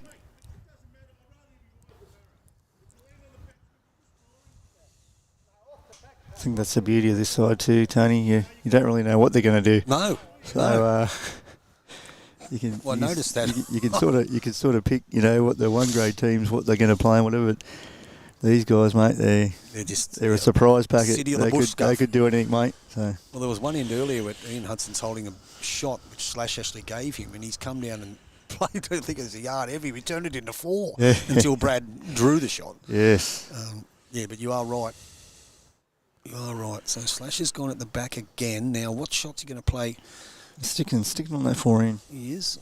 Still get the same result if he's under his last bowl. He's got that extra yard of weight. And he's up after it, Peter Broughton. Probably just a tad wide, is he? I don't know about wide, mate. It's just heavy, I think. Yeah, he's a bit wide there. Yeah, he's a bit wide. Well, his weight's not too bad. It's Jack Eye. Close to Jack Eye. Anyway. Well, Hutto's very rarely short, so I'd He's been a good bowler over the years. I mean, going back 20 odd years ago, Ian Hudson was, he was a tough man to beat now, but he was even tougher to beat back then. He was, you knew you were in for a game every time you drew him in something. Anyway, he used to play in the Hunter, didn't he? He did. For a while. He did. Yep. He did. He was at East Maitland, I think, wasn't he? Yeah, and I think he had quite a few years at Morpeth there before they closed up. Yep. Yeah, he was a bit of a stalwart in the area. Anyway, Brad Unsted playing his backhand, going towards the clubhouse. Holding 1. Trying just to slip under that orange one. Little trail for 2. But it's not going to be a bad home. Still just the 1. Now Ian Hudson playing his forehand with the XTLs. Now I don't think he's short. No, I wouldn't expect him to be. Get narrow. Yeah, just a tad narrow. But his intentions are clear. Gets inside that orange, sits the shot bowl for 2, maybe 3. Right idea. I did think he'd rung over something in the middle of the green then too, it looked like.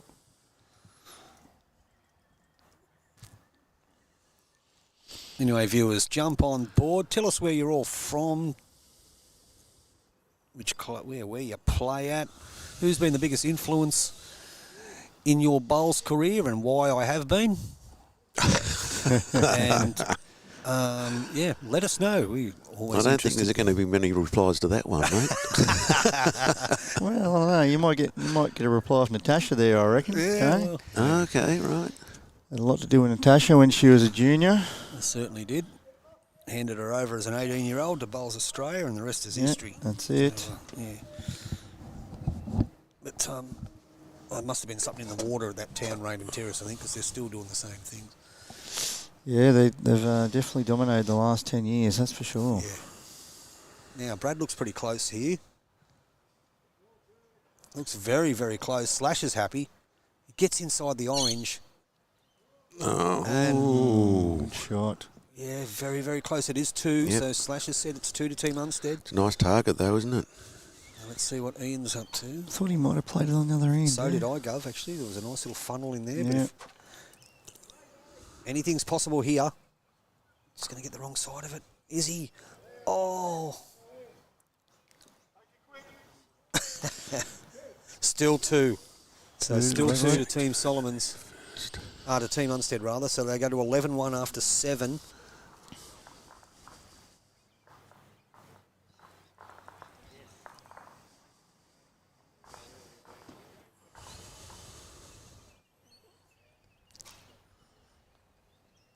So 11-1 after 7, the Beresfield Triples Grand Final here from sunny Beresfield. Not a cloud in the sky, not a breath of wind.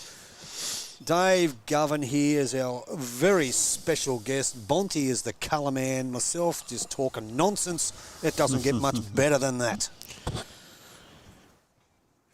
And of course these 6 gentlemen playing some sensational lawn bowls. Oh, Grant Boyce and June Evans watching from Germany. Yeah, they're two Good members. morning, folks. 2 members here. They're on Over on holidays. holidays? Boise, They are. yep. Good on you. Yeah, so I'm sure they're having a great time. Yeah, they would be. Over there watching the bowls from Yeah. Beresfield. Go and enjoy. Go and have a look at Germany. Yes. Old mate Nathan Terrelink. Oh, might be night time over there, is it? More than likely. Well, yeah, it would be. Nathan Terrelink from Bero Bay, formerly of the Greens, the entrance. Nutso, as they prefer to call him. Good man, good bowler. Thanks for jumping on board, Nath. And Benny Rousell, who never has anything better to do than watch a bit of bowls. Streaming, loves his bowls, loves his one-liners, his little bit of insight into it. Send me a few, mate, will you? I bet he's a good fella. Another Raymond Terrace Jets product. Anyway, so we got a good bowl. The first one that come down by Mark Fisher and Terry Lockwood, trying to just get inside his last one. Just come in a little. Yep, trying to get inside his last one.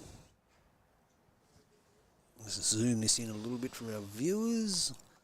Beautiful. Go, Bonty's happy. Yeah, not bad by Fish there. Not Pretty bad. good weight. He's played pretty steady. Yep. Very steady. Crowd's building again.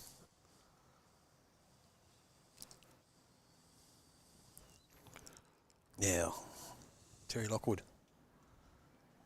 It's up and down for the shot. Doesn't look like he's a mile away. No, it's a good bowl by Terry. Good shot. Well played. So it's 1, maybe 2. Team Hudson, 11-1 down after 7. Need to make a run. Probably crucial that they start scoring in over the next couple of ends. Yes, they definitely need to win 3 or 4 out of the next 5 ends, I reckon. Yeah, So, I think you're right, Gov. I think you're right. A third of the way through the game, but you don't want to let that score get away. I mean, it's pretty large now. There's only been really one end that's been a big score. That was the end of 4. Already got some social bowls on or other games on the Gov. We're just having a roll up. no, bloke's just coming for a roll-up. That's Bobby Dowse over there. It is Bobby Dowse.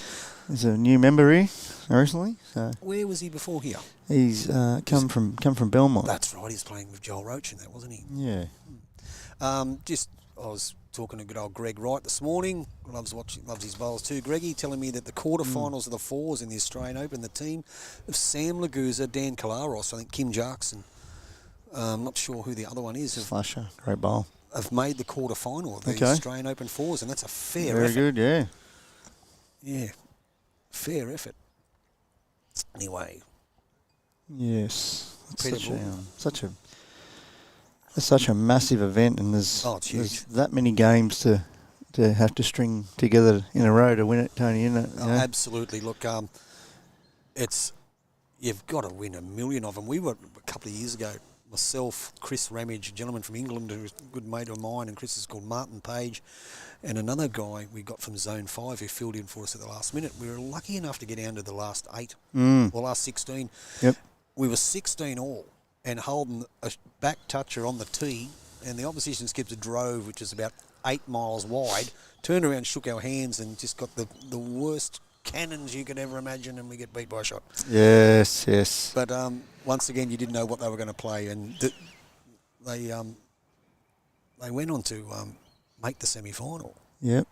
And, Well, you do have to have that bit of luck, Tony, too, yeah, in bowls, you know. absolutely. I mean, But those greens are beautiful, Gov. yeah, They were so good, and you got to play well, but you also got to still got to be catching the right edges of bowls at the right time. absolutely.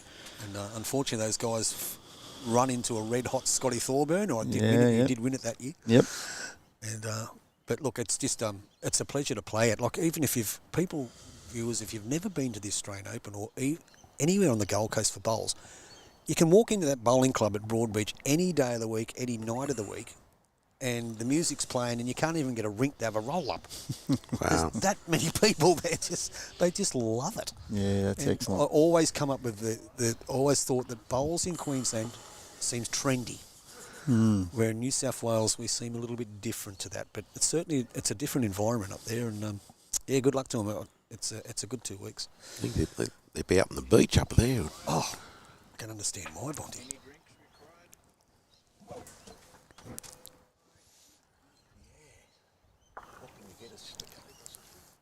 Just to let you know, Mark Anthony Rossington, hey, happy bowler from Edgeworth, playing at Cardiff.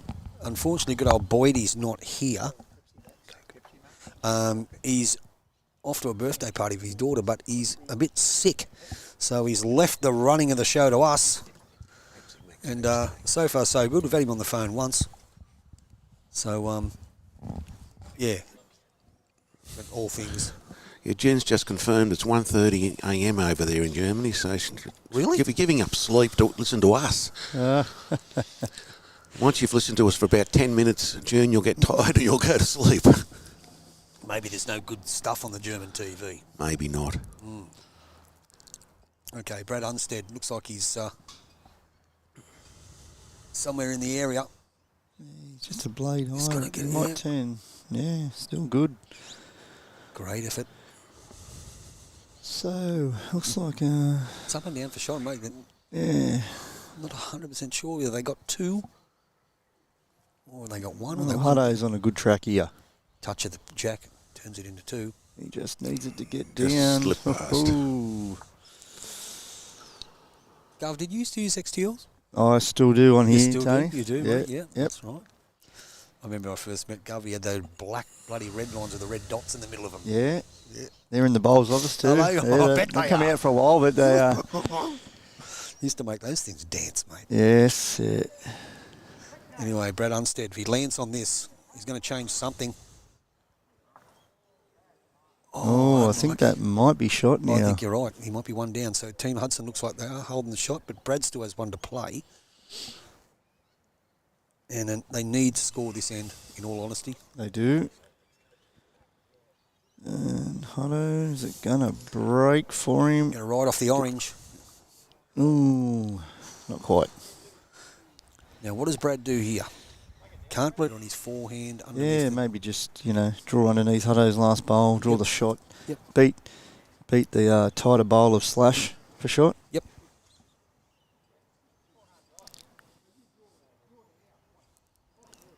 Yep. He does. Either way, he's got an opposition bowl coming in on either hand. So Benny Rousseau, I've got a good head for radio. It didn't take you long to figure that out.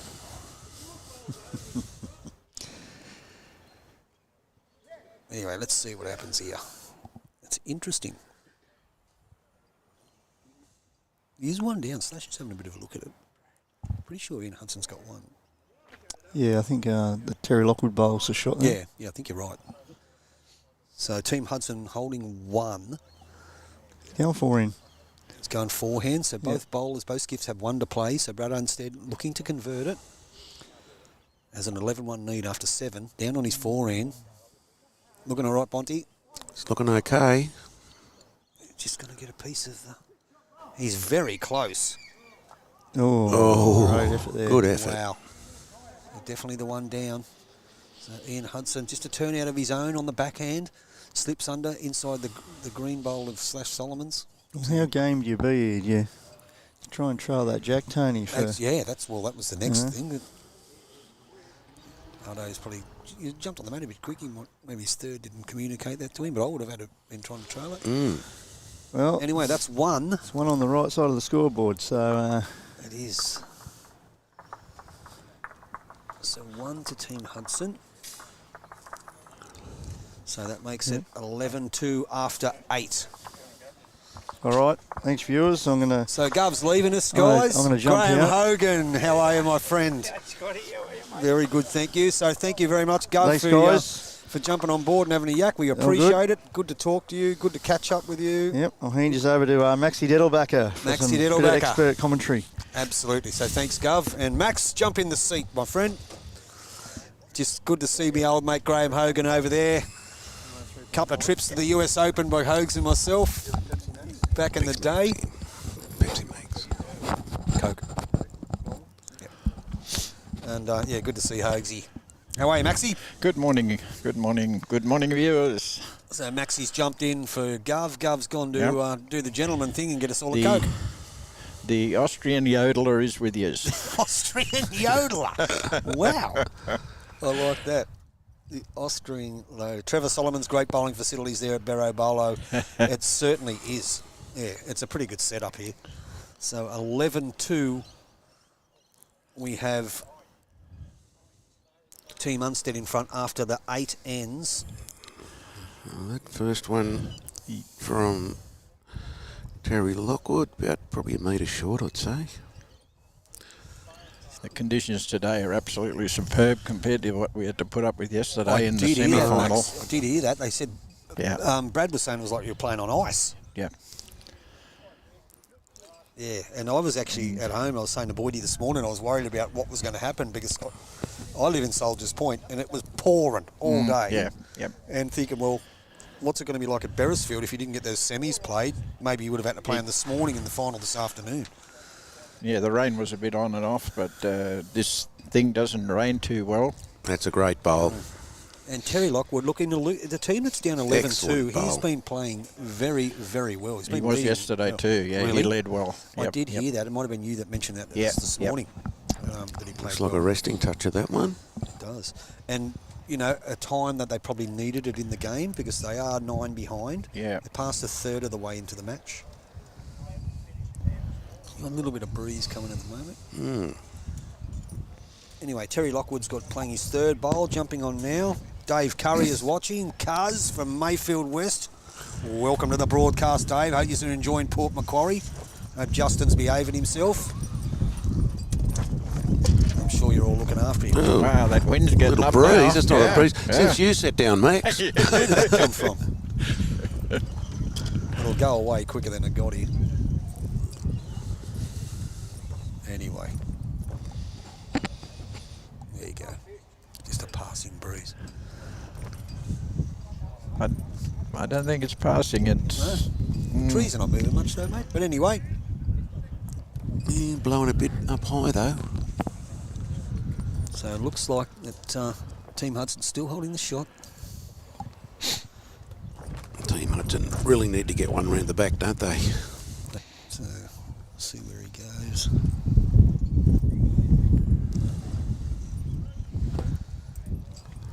Next to it.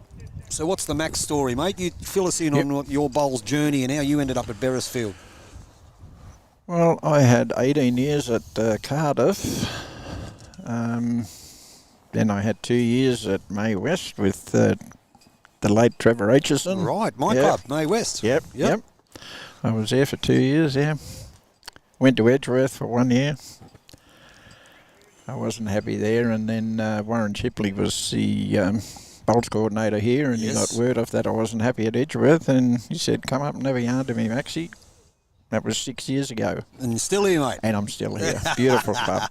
Awesome club. It is a good club. Yep. Yeah, it is a good club. Look, it's my neighbour, Simon Lack. He's across the road from me. Yep. One of the greatest players that you'll ever see play the game of bowls. Hasn't played in a long time. But, he was here for a fair deal of time. Clay Parker, Ian Lean, Dougie Howard, the list goes on. Beresfield made the final of the Premier League 1 year, I remember rightly. They were a pretty good team back in the day, and you've got a guy like Gov now who's no slouch when it comes to bowls, and seems like he's doing a good job as the bowls coordinator, Maxie. Yeah. And then, of course, it's the home of the late, great Des Skinner. Yep. So the black duck. Little black duck. Yep. And I'll tell you a little quick story about Des, and I had a bit to do with him in 2013. I was lucky enough to be appointed the national coach and coordinator of Brunei Darussalam in Southeast Asia. And when they needed some credentials, some copies of coaching certificates and stuff like that, and Bowls Australia said to them, we don't actually have those anymore. We can tell you Tony's an accredited coach. He's got an elite level coaching ticket. This. But the Brunei Ministry of Sport wouldn't accept my application until they had a copy of the certificate. So I contacted Des over here, who was the president of Bowls Australia at that stage, and he said, leave it with me. So, all right, no worries. Next thing you know, I get a phone call. Yep, all good. We've got a copy of it. And I think, what's happened here? So where did you get a copy of that certificate from, Des? Microsoft Word and Excel. Forgery. Did pretty things. Copy and paste. The story goes, I mean, I did have the credentials, of course, Yep. and but they just don't print certificates out anymore. If you know anything about Brunei, you walk into an office in a ministry over there and the computers are still wrapped in plastic and there's 8-foot piles of manila folders. But anyway, a great experience just the same. But thanks, Des, for looking after me. Yeah. With a good bowl. You're probably holding a few here, Max. Yeah. And at an appropriate time. So Brad Unsted going to play his backhand. Now, You'd have to go with a bit of weight, wouldn't you? yeah, not sure. He's going to narrow it up. He just wants a piece of that orange. We can get underneath that orange. He's on a good line. I'll tell you what, he's got not a the mile away. weight. He's very close. I don't think he's got the weight, has he? He's got the weight. Mm. Is he going to drop? Oh, not quite. That'd be third shot, though. Yeah, definitely. So it's still 2 to Team Hudson. Mm-hmm. Is that Hudson with a H? Hudson with a H. Hudson with an H. So down he comes in. Plan's looking, Max. Can you fill us in on that? Ooh. Oh, dear. No, still. They're at the DA stage with council. So what are we talking about? The drainage of the greens, Max? Is that what he's talking about? Or what's he talking about? Don't know. On the I don't know anything about drainage. Are you getting a roof? Yep. That's probably what he's talking about. What will you be called if you get a roof? The magpie's nest, or everyone's got something? Yeah, well, terrace is the hangar, Yeah, isn't the it? hangar. Yes, Yeah. I gave him that note. The hangar. We used to yell out across the green, aviators, back in the day. But yeah, great club, run by very good people. Oh, I don't know why. Oh, wow. I think he's got the shot. He's kicked the bowl. He's not happy, Brad. He's walking all around the joint. When I think he's got the shot.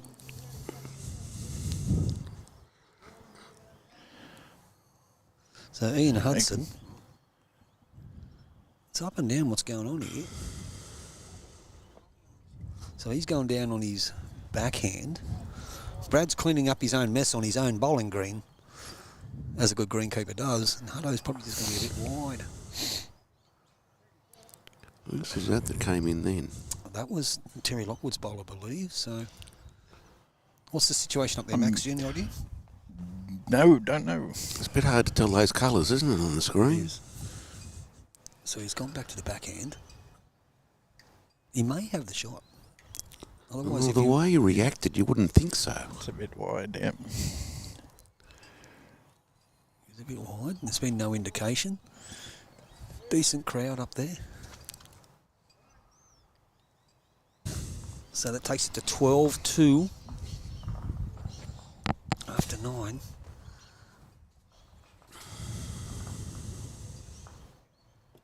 On your Beresfield Triples grand final day, Team Unsted leads 12-2.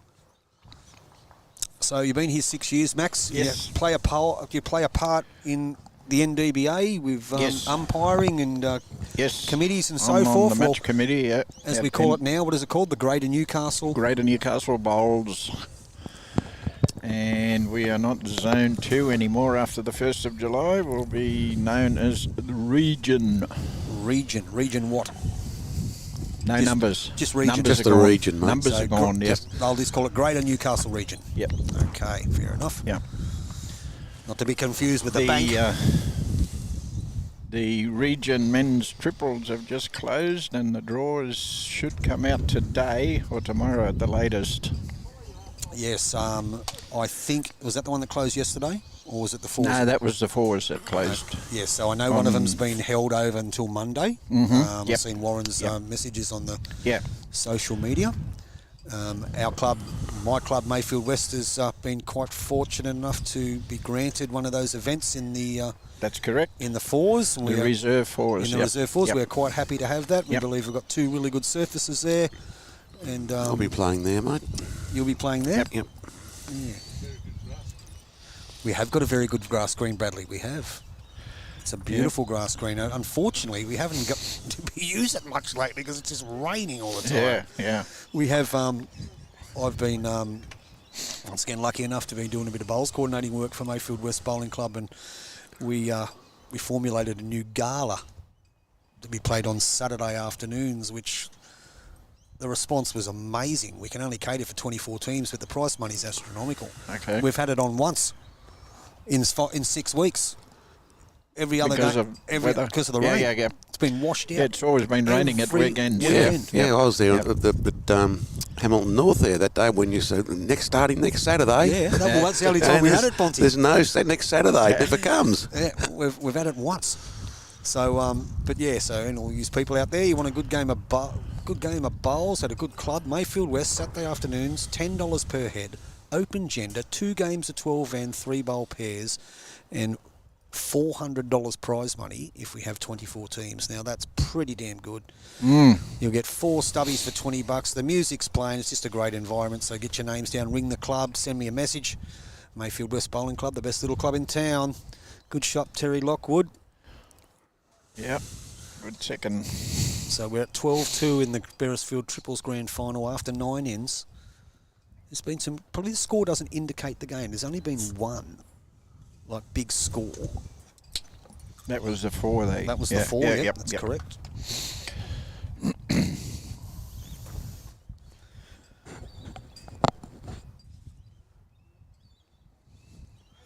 Jake Maloney, one of the best chiffies you've played on at May West. Can't argue with that, buddy. Can't argue with that. Very good green, but unfortunately we haven't seen the best of it so far this year because it's been so wet, but it still runs all right. One of the best greens I've ever played at May West. Jake Maloney. Yep, that's right. The grass green is pretty good. Now, has he dragged it back to his own? Yes, He has. Terry yes. Lockwood's bowl will be shot. So that's 1 to Team Hudson. I'll tell you what, talking about tiffies, we've got a tiffy here. Yep. And last year in Matara, They were it was finishing- running 18 seconds. So I was Yep. here, mate, and the talk You could was not stop bowls from going in the ditch. that- Yeah. that people were finishing after on the grass green after the synthetic Yep. greens. Yep. Yeah, I remember I was here. Yep. Yeah, because it was flying. It was flying. Yep. I was saying to Gov earlier, we played Frank Neat triples on your middle green here, and I loved it. It was so Yeah, nice. That was yeah. last year too. Anyway, good bowl here by Slash. Probably just going to run past. Still 1 down, 1 to Team Hudson. Question, Max, probably for you, mate, from Ben Roswell. Here, Bero are looking to go indoor on green 1 and covered on green 2. Is that the case? Sounds about right. Right. Excellent. Yeah, you've heard it here first. Things are happening at Beresfield Bowling Club, home of the Magpies. Undercover on green 2 and indoor Indoor. on green. This direction, I remember when the roofs first went up. First, well, it's gone in stages. First it was the Yeah. artificial green, then the covers, Yep. now the indoors. Yeah, it's all happening. Okay, Slash Solomons. Looks like he's 1, possibly 2 down. Just going to beat the Jack-Eye Bowl, which is his own. I think, unfortunately, mate, with all these, the richer clubs going to these sort of setups, the smaller ones are starting to peter out, losing players. I know they do talk right, but in saying that, I do believe one of the reasons for this is because the amount of people playing the sport is nowhere near what it used to be. Nowhere near. And you need bums on seats.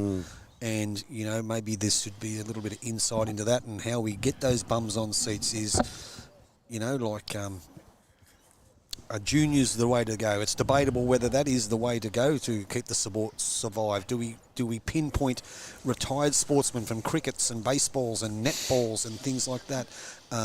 Ladies' bowls. When are they going to get away from playing Tuesdays and Thursdays because the young person goes to school or work? I mean, these are all topics for discussion. They've got their pros and cons, but these are probably things that we need to look at to keep the sport alive. Mate, it's very difficult with kids. I've been at a couple of clubs now, Walls End and now Charlestown, where we coach the kids during the week on Fridays, and they're just not interested. Come back, they've got their surfing and their soccer and their football and their netball and everything else, and it's just there's nothing to attract them. There's not, and if you're going to ask a kid, look at most juniors that play bowls, and we encourage the juniors to play bowls. There's a good setup for a junior to play lawn bowls. It could be the sport you're good at. If you weren't no good at any physical sport, a great way to make friends. It's got lots of positives, but most juniors you'll find are people that are a grandson or a granddaughter of someone's already playing at bowls, or a relative or a friend of a junior that's already playing. You don't see them just coming in off the street. No. So maybe it's something we need to look at as a collective, as in the sport.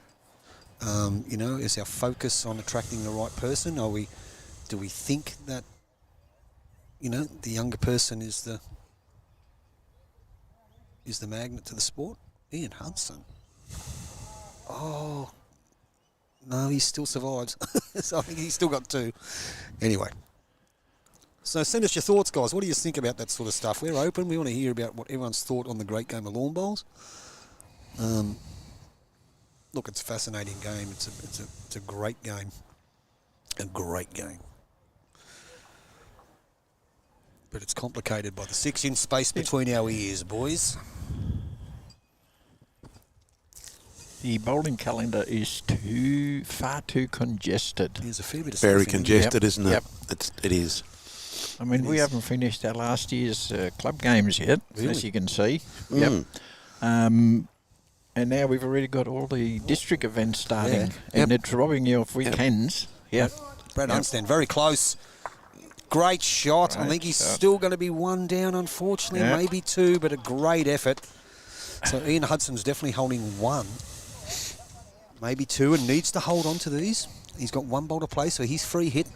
Turns the orange to definitely make it 2. The other thing in relation to bowls, I know our calendar's congested, but there's one thing that every club has, well, majority of them, and they've been in corners of greens and standing up for 100 years, yet we never use them, and they're called lights.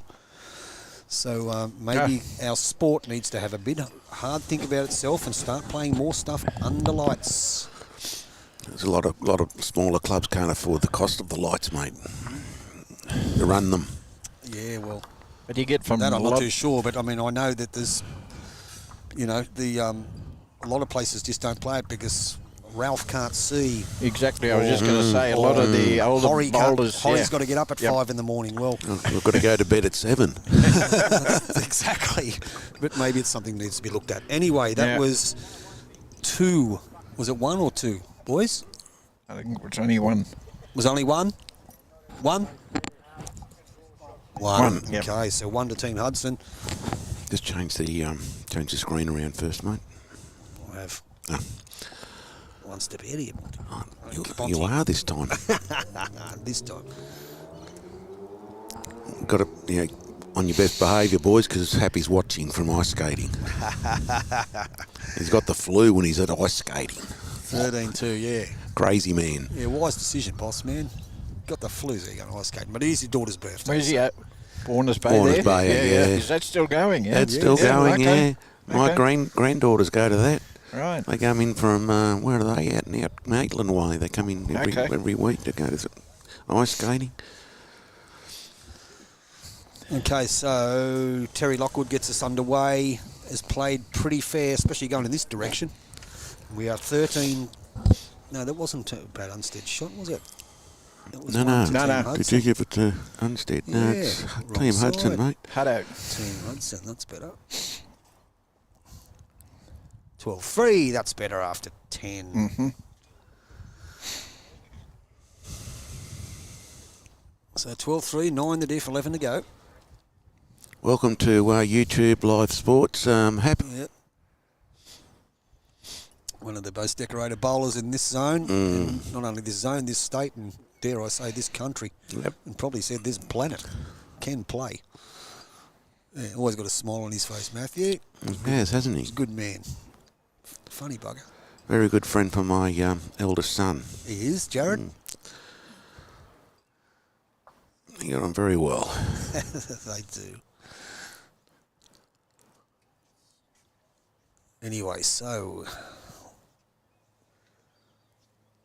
Sharky Mark Fisher on his backhand. Lovely plays his bowls, puts his bowls down, then the hands go straight in his pocket. 12-3 on 10. Well, I don't know about that, Mary. Mary Sheether suggests that talking about smaller clubs, she believes juniors should sign an agreement with the clubs that they stay there when they turn 18. Oh, I don't know about that. It's very difficult, Mary. We all know that Raymond Terrace does a lot for the kids in kids' bowls. They've got the systems all set up. Not many other clubs do that. It's very hard to keep them at a club. You can't do that, no. We had a young bloke at Toronto a couple of years ago, very good, but he went... Want to recruit bowlers, or you want to get some bums on your seats? Oh, I had an idea. And look, it's the first club that I reckon that, as a go at it, might reap the benefit. Is why doesn't your club offer $10,000 cash if you can come into the bowling club, win the major singles in your first year? Now, obviously, you can't have been a bowler. You can't have played before. There's always ways and means of... But if you can win the major singles in your club, now, it's probably not beneficial for a small club. We'll give you $10,000 cash. And then we'll see how many people come in and want to become members then. But there's got to be some clauses and some conditions. Oh, that's a hard task, a hard ask. Small clubs can't find $10,000. No, small clubs can't. Well, Max, and big that's clubs, right. Small and big clubs probably can't find it, but the chances of you having to give out $10,000 are pretty remote. That's exactly right. Yeah. But gaining a few members... And what you're saying about, young kids signing a contract to keep them there, or whoever said that on the comments, I managed a business for 30 years and we train apprentices. They get their certificate, and then all of a sudden they're gone because they get 50 cents an hour more at another joint. Exactly. Yep. Exactly. It's hard. When bowls is not the only sport that's struggling, going on, but they on their phones all the time, watching Netflix, getting girlfriends, getting licenses, getting cars, doing different things. So it's what Jake Maloney's just said. Under 18s, when they get to 18, they're all about girlfriends and boyfriends and going out and partying. And they you can't don't blame want to them. play. I mean, No, it's exactly that's right. what happens. It's been going on for eons, and so we had Exactly. a baseballer or netballer or football player. We now have the avenues to play bowls for your state for under 18 age bracket. Anyway, enough about that. We've got a game of bowls to talk about here. 12-3, Team Unsted over Team Hudson after 10. Talking about over 70s, if I may. Yeah, go for your life, Maxie. We, not long ago, played the Vets Interzone up at South Tamworth, which I was part of. I did see and that, we came back victorious. You did? Yep. It was unbelievable final. You did, and that's something you would not dream in your wildest dreams. 61-20. Yep. And you had all three representative sides made the final. Yeah. Yeah, that's correct. Yeah, yes. The seniors and the Open down at Northmead. Yep. And is it fair to say that they were... No, I know the Open Zone 1 won it last year, didn't they? Because it was at Lawn Park or something like that, wasn't it? But the seniors won the state inner zone last year, didn't they? Anyway, in the last couple of years, both of those teams have won that. Possibly he's playing his forehand, so... He just gets get onto the orange? He gets onto that orange, just a piece of it. Oh, kitty. No. What's he doing with that weight? He couldn't fire a bullet through that hole. He's a bit quick. Hoagsy, what's the chances of getting you to come on here and we'll talk about the US Open in 2005, eh?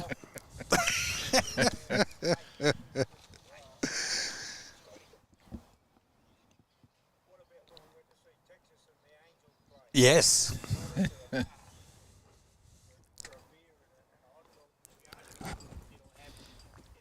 That's right, yep. Sorry, guys. Just again. oh, but he's got... That's Yeah. got to be the shot. Yeah.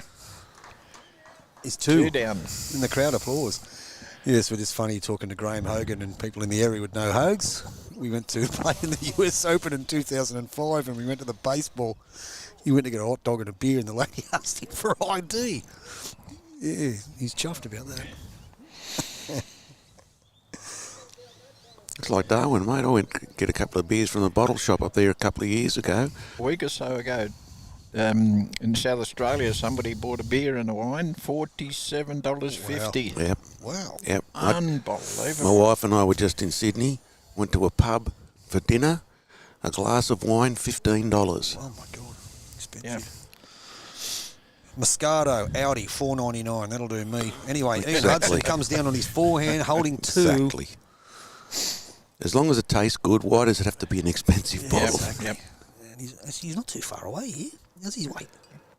No, it's, Two. it's still two. Two is the call, yep. So this could be the start of like a mini resurgence for Team Hudson. If he can hold on to these two shots, it'll make it 12-5 after 11. Still 10 to go. There's still plenty of time for him. Yeah.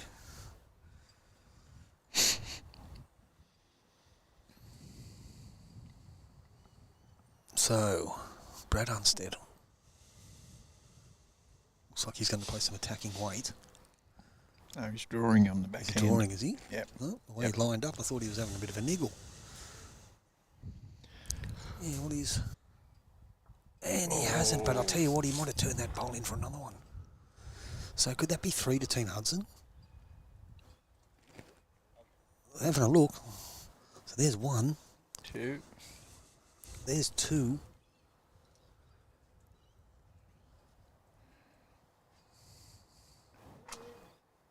Three. It is 3. It is. Wow. So that goes to 12-6. They are back in the game after the 11th end.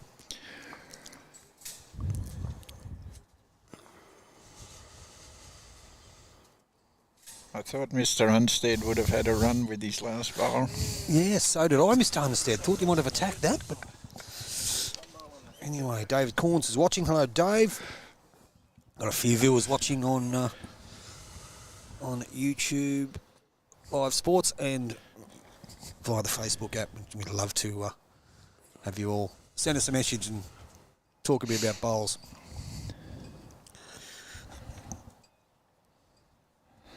David Corns, why aren't you gracing us with your presence anymore at Beresfield? So what's the David Corns story, Maxie?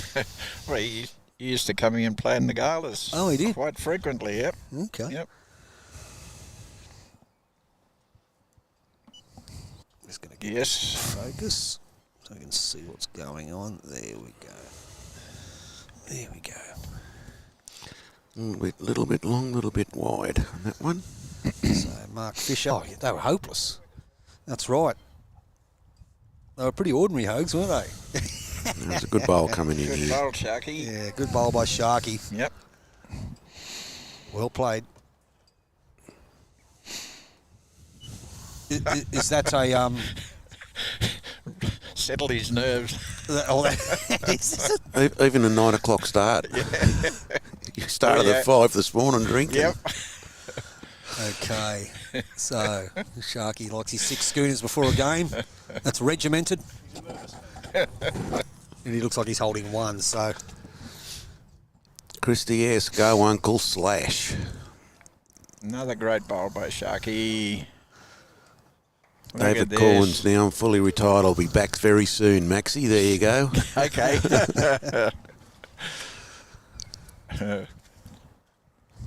Kevin Taylor says, morning, gents. The bowls are going well, Tony. Cheers. No worries, mate. And if we... Mark Fisher's played 2 screamers here. Yeah, that's the 6 schooner That's the kicking 6 in. schooners, Maxie reckons, yeah. That's the training methods here at Beresfield Bowling Club, ladies and gentlemen. Gav Kelly is watching the baby doll. He must have heard us talking about the 2005 US Open, so I will get to a couple of those stories, Gav, don't you worry. I've got Hoagsy sitting alongside me. No, look, no, nothing bad. It was Why just did you change great his bloody hand? holiday. Yeah, what do you Yeah, Why did you change his hand? He played 2 bombs. 2 bombs and he's changed it, and he's holding 2.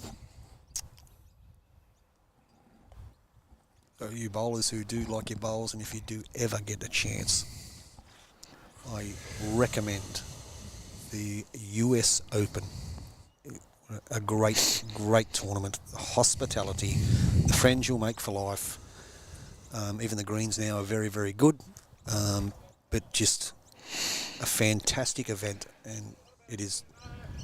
If you get the chance to play in it, I've been lucky enough to have been there several times. I've won it a couple of times, which is pretty lucky because I can't win anything here. US Open, which? In bowls. Tennis? Bowls? Bowls. Golf? Bowls. It's huge. It's a they big must be tournament. pretty useless in the US if you can win it. Well, mate, I always say this. I've got it. I'm going. I always say this. I am lucky enough that I won the singles there, and the guy who won it the year after me was Alex Marshall, and I ain't going back. Yeah. So, and it's not because I don't like the place, but I don't want to run into him. Oh, great great bowl. bowl. Great bowl slasher. So yeah, look, it's just it's a great place to play bowls. Great people. Yep. As I said, their greens and that have come a long way. Actually, their sport has come a long way since I first started going over there. Yes, good morning, Cohen Reid. Yes, there are some great bowls being played here today. And good morning to Roger Green, my old mate the Pirate from Seattle. Lives in Phoenix these days, but another US bowler. A good bloke. Now, this is an interesting situation here. Where does Slash go with this? Does he draw another one? He doesn't want to play his backhand because he can fatten up the target, which he doesn't want to fatten it up. Yep. Yeah. So if he can get slip underneath that jack-eye bowl of That's a bit tight. Terry's, he'll probably count. That's a bit tight, yeah. Good weight. Yeah, as we heard Brad say, the weight was excellent.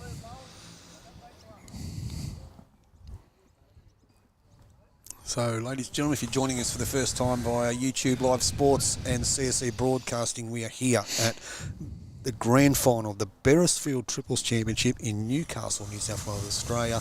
At the moment, we have the team of Mark Fisher, Glen Solomons and Brad Unsted leading the team of Terry Lockwood, Peter Broughton and Ian Hudson. 12 shots to 6. The team of Hudson is starting to claw their way back. They were down 12-2. Played 11 ends, about just past the halfway mark. And if you're watching this broadcast, ladies and gentlemen, and you're enjoying it, or even if you're not enjoying it, tell your friends about it. Get them online. If you're not enjoying it, just don't tell me about it. Oh, no. That's right, yeah. Yeah, we don't want to know. But don't tell your friends you're not enjoying it either. No, God, no. How could they not be enjoying it, No, mate? of course not. They're loving it, Ponty. They're loving it. Team Huddo picked up a 3 in the last end, but they're 3 down here at the moment. Yeah, they are. And it's a decent 3 that Brad Unsted's team. There's no target. There's no target, exactly, Yep, so pretty good bowls played by all them. And it could be worse. They could be watching the rugby league and listening to Roachy commentating.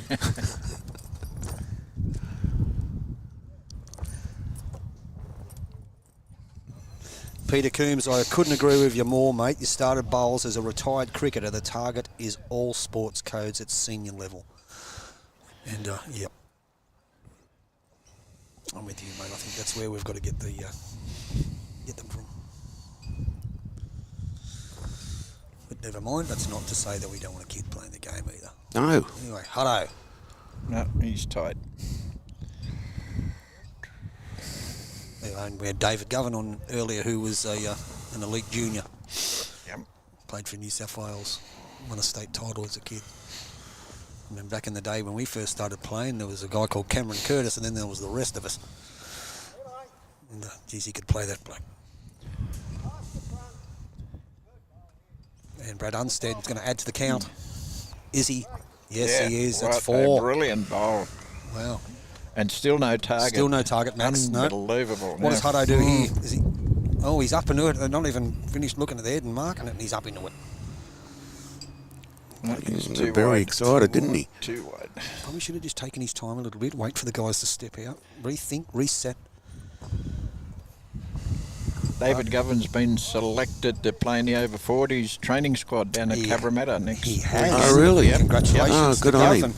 not only to Gov, but all the people from Greater Newcastle region, formerly Zone 2, that have been selected in those teams. Congratulations. And even a word of well done to a bloke like Matthew Bouse. I know that he's retired from playing for New South Wales, but an illustrious career at that elite level. And congratulations, Matthew. You entertain a lot of people in the bowls world with the way you play the game, and, you know, hats off to you, buddy. Hats off to you.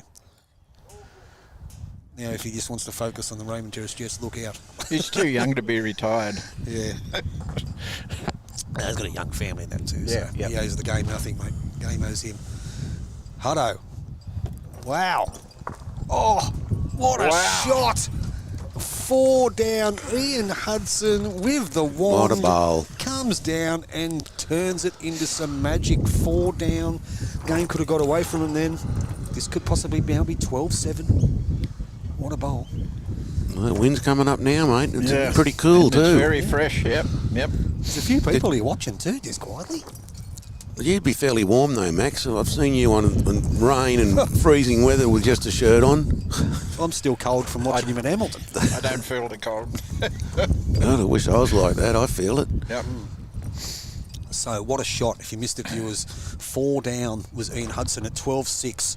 Could have been 16-6. 4 down and a good 4, and he's just played an absolute screamer. That's a bit wide, Bradley. 5-shot turnaround then. So that's one. That's going to make it 12-7. We have a game on our hands here in the final of the 2000 and, do we call it 23-24 or 24, Max? 23-24. The 23-24 triples final. Yep. This is one of the crazy aspects of Bowls New South Wales, to split the year. Crazy You always aspect. got to remember, half of one year and half of the other year. Yeah. I know, I had to take all the trophies to the trophy shop the other day to get them engraved, and I don't know if I had enough space.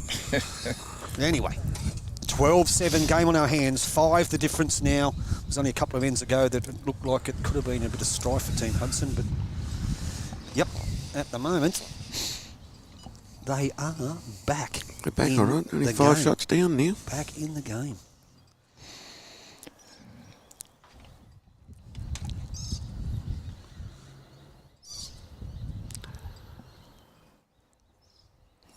He's already let that one go. It's a bit close, that one, isn't it, that camera? It is. But at least that sun's gone away from where we're bowling back towards the clubhouse. So Terry Lockwood gets us underway. Wish the sun had come back. It'd be a bit warmer. Yeah, it's got a bit cool. A bit breezy. No comment from you, thanks, Max. Shane Giles watching. He'd be disappointed in his Titans yesterday. Loves his Titans. Does Ronald, as he's known, better known as. But, yeah, they'll get better. Why have all the shades been pulled over anyway? You could have the sun hitting you on the back there. Early in the piece, the glare was on the screen. Oh, okay, yep, Yeah. gotcha. Yeah, that's why we've got him here now. Cohen Red, yep, some great bowls being played. Commented a little while ago. Get them open up now. Chrissy Kent. Played against Chrissy Kent the other day. Played bloody good too. Does go all right. Anyway, Sharky, holding one. Hands in his pockets after he's delivered it. And he's not happy with that one. Not happy at all. He's done his job with the first one. Done his job with the first one. Yeah. No, your job's not never done after your first one, mate. You No, that's true. can't rest on your laurels there. So Terry's probably one of his loosest ends, this one here, like after, getting back to 12-7. Should have been probably his job to set it up for them, and he's probably played 3 of his loosest bowls in the game. Well, he didn't do that yesterday, I can tell you that. No, as I said, I did hear that. Yep. And then Sharky's come down and probably going to add another. Corrected nicely. Yep. Probably 2. So Peter Broughton, Orange Dynamics, down on the forehand, 2 down. This looks like it could be okay. If he just slips under, he might get the piece of that jack, and he's got it. Where he's gone with it, he's probably still 2 down, but there's a lot more room. Yes. Well, then again, he may not be.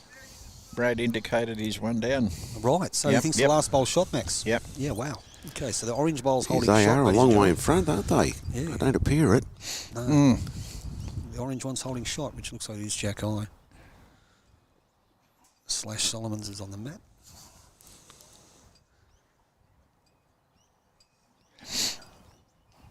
He's going to play his backhand, so there's plenty of room there. Whoop. Don't know what's happened there. Whoop. Oh, his knee. He's done his knee. The old knee. Is it your knee or your back? You need the medicab. Good, carry him off.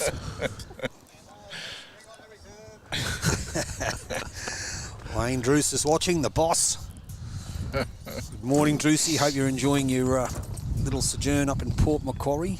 They tell me Justin's still in bed. But Wayne Druce is our secretary of Mayfield West Bowling Club. And, yes, very good man to be associated with. Anyway, / Solomons. Just going to duck under. Just Probably a bit quick.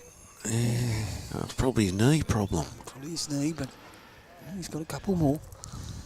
So Peter Broughton back on the mat, and then he was fortunate enough to get the shot with his first bowl. And Hudson switched him over, playing his backhand, holding one. And the live score would be 12-8 if we stopped it now.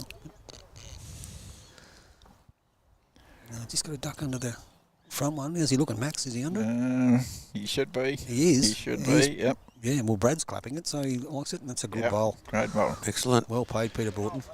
Great bowl. So holding two. Fair few people here watching, which is very good for Beresfield Bowling Club. Got them all around the green. Now this one. This one's going to just He's duck ducking under. away. He's Cut ducking under and duck away. Yeah. Almost identical. Almost identical. Further. He's got one to play, so if he can make that adjustment, it's only a one bowl adjustment, he'll get lucky. Peter Broughton played two Coming good bowls in with a good line again. Yeah. Is he he's under it again, Max? Yeah, he's got it again. Yeah, that's great bowling. Great bowling, yep. Well played, Peter Broughton. 3 good bowls. Excellent. Great bowls, and the crowd gives him some applause, and I'll give him some myself. Well done, Peter. I can't applaud, I'm the umpire. No, yes, Maxie. Yeah, come on. We're lucky enough to be joined by, how do you pronounce your last name? Dedelbacker? That's it. Dedelbacker. Perfect. By Maxie Dedelbacker. Yep. Loves his bowls. Well, this is close too. It's Yep. too heavy. It's too heavy. Just a tad. And of course, to my left, as I say, the number one colour man in the game, Steve Bontebent. Da, da, da, da,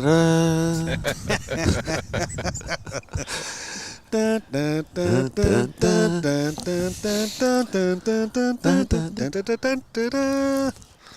Here I am. Here he is. Back. I'm back. Been an avid sportsman all my life. Played tennis, Yes, snooker, played A-grade snooker, played golf for over 50 years. Wow. Got down to an 11 handicap. Yeah. Wow. I enjoy my sport. Yeah, oh, look, I love my sport. Yep. I love it. I've never been really good at most of it, but Yep. didn't think, personally, I used to toss bowls all right, I think. I just didn't put much time into it, I suppose. But Oh, how's this going to go? Don't move the jack. no, he won't. He's doing another one. That's a counter. Probably another counter. Maybe. Yeah, I'm like you, Max. I love my sport. Yeah. I absolutely love it. Just one thing I like about sport, apart from playing it, and was never good enough to play, the big physical sports. I did play rugby league in Tasmania, but that's another story. Right. But I love the politics of sport. I really do. I know it sounds stupid, but in bowls, I reckon one of the best times of the year is silly season when you find out who's going where. Same as in football. I just love the politics of it. Anyway, Ian Hudson. Good line. He's down the right again. Brilliant line. Tell you what, he's going to count again. Yep. So this, ladies and gentlemen, could be 3, maybe 4, even 5. Oh, the last 2 counts, so there's that's 2 on definitely it and 4. Well, remembering the Jack High Orange Bowl was shot before the other 2 that came down from Peter Broughton, and nothing's changed. So if the last 2 count, he could be 5 down. He reckons only one of the brown bowls count. So that's got to be 4 then. So Brad Unsted. On a good line. Looking a bit heavy though, is he? Yeah, I think he might be a little bit heavy, is he? Unless he turns onto the orange, he's not going to. He's going to run through. He's just a tad heavy, Well, that certainly brought Good the other line. brown. Well, that might have brought the other brown one into it. But Might have taken the other Might have orange taken one the other out. one out. Yeah. Yeah. so it's interesting to see Brad Unsted's bowl where that lies. Well, it's a bit wide, that one. Huddo's going nowhere near it. Yep. But then again, he still could get in the count. No, too heavy. Yeah. 2 down. So Brad Unsted's Oh, last bowl's third shot. Brad's might be third shot. Yeah. So as it stands, if Ian Hudson holds these 2, it'll be 12-9 after 13. Brad's got one to play. Now he's playing a bit aggressive. Oh no, that's tight. And he's a little bit narrow. Very tight. So let's have a look and see what it is. So he's taken out 2. Are they having a look? So there's 2 gone. 2. 2. Okay, so that changes the things again. The Hudson comeback rolls on. Still going. So after 13 ends, 12-9 to Unsted. 12-9 on 13. So The big comeback. yeah, they've scored the last 7 shots. So they were down 12-2. They've scored the last 7 shots, is Team Hudson, in the last 4 ends. So 12-9 after 13. And the giant killers are coming back. They are. Talking about sport, I was born and raised in Austria, where they play soccer, of course. Yep. And I came out here at the age of 18, and when I saw the first rugby league That was only game, a couple of years ago then, Max, wasn't it? Yep. When I saw the first rugby league game and they played with an egg-shaped ball, it was so weird to watch. Yeah. So, And they call it football. Great start, Terry Lockwood. We're the only sport that you have to throw the ball backwards to go forward. yeah. That's it. Yep. Oh, rugby union, of course. Yeah, rugby union. But as the AFL guys say, rugby league, it's like 1 man pushing 2 men's heads up 3 men's bottoms. But the word soccer's That's a gone scrum. now. It's That's a called scrum. football. It Yeah, is. because they played with their feet, of course. Yeah. Football. Yep. Anyway, Terry Lockwood played that one loose end going back towards the clubhouse on the M12, but he's made his intentions clear in this end. First one was a pearler.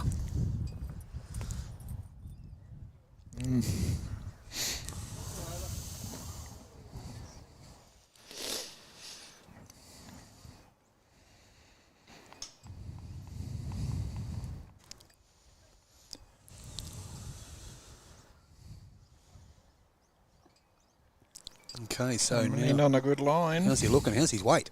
It's a piece of it. Just going not through. quite.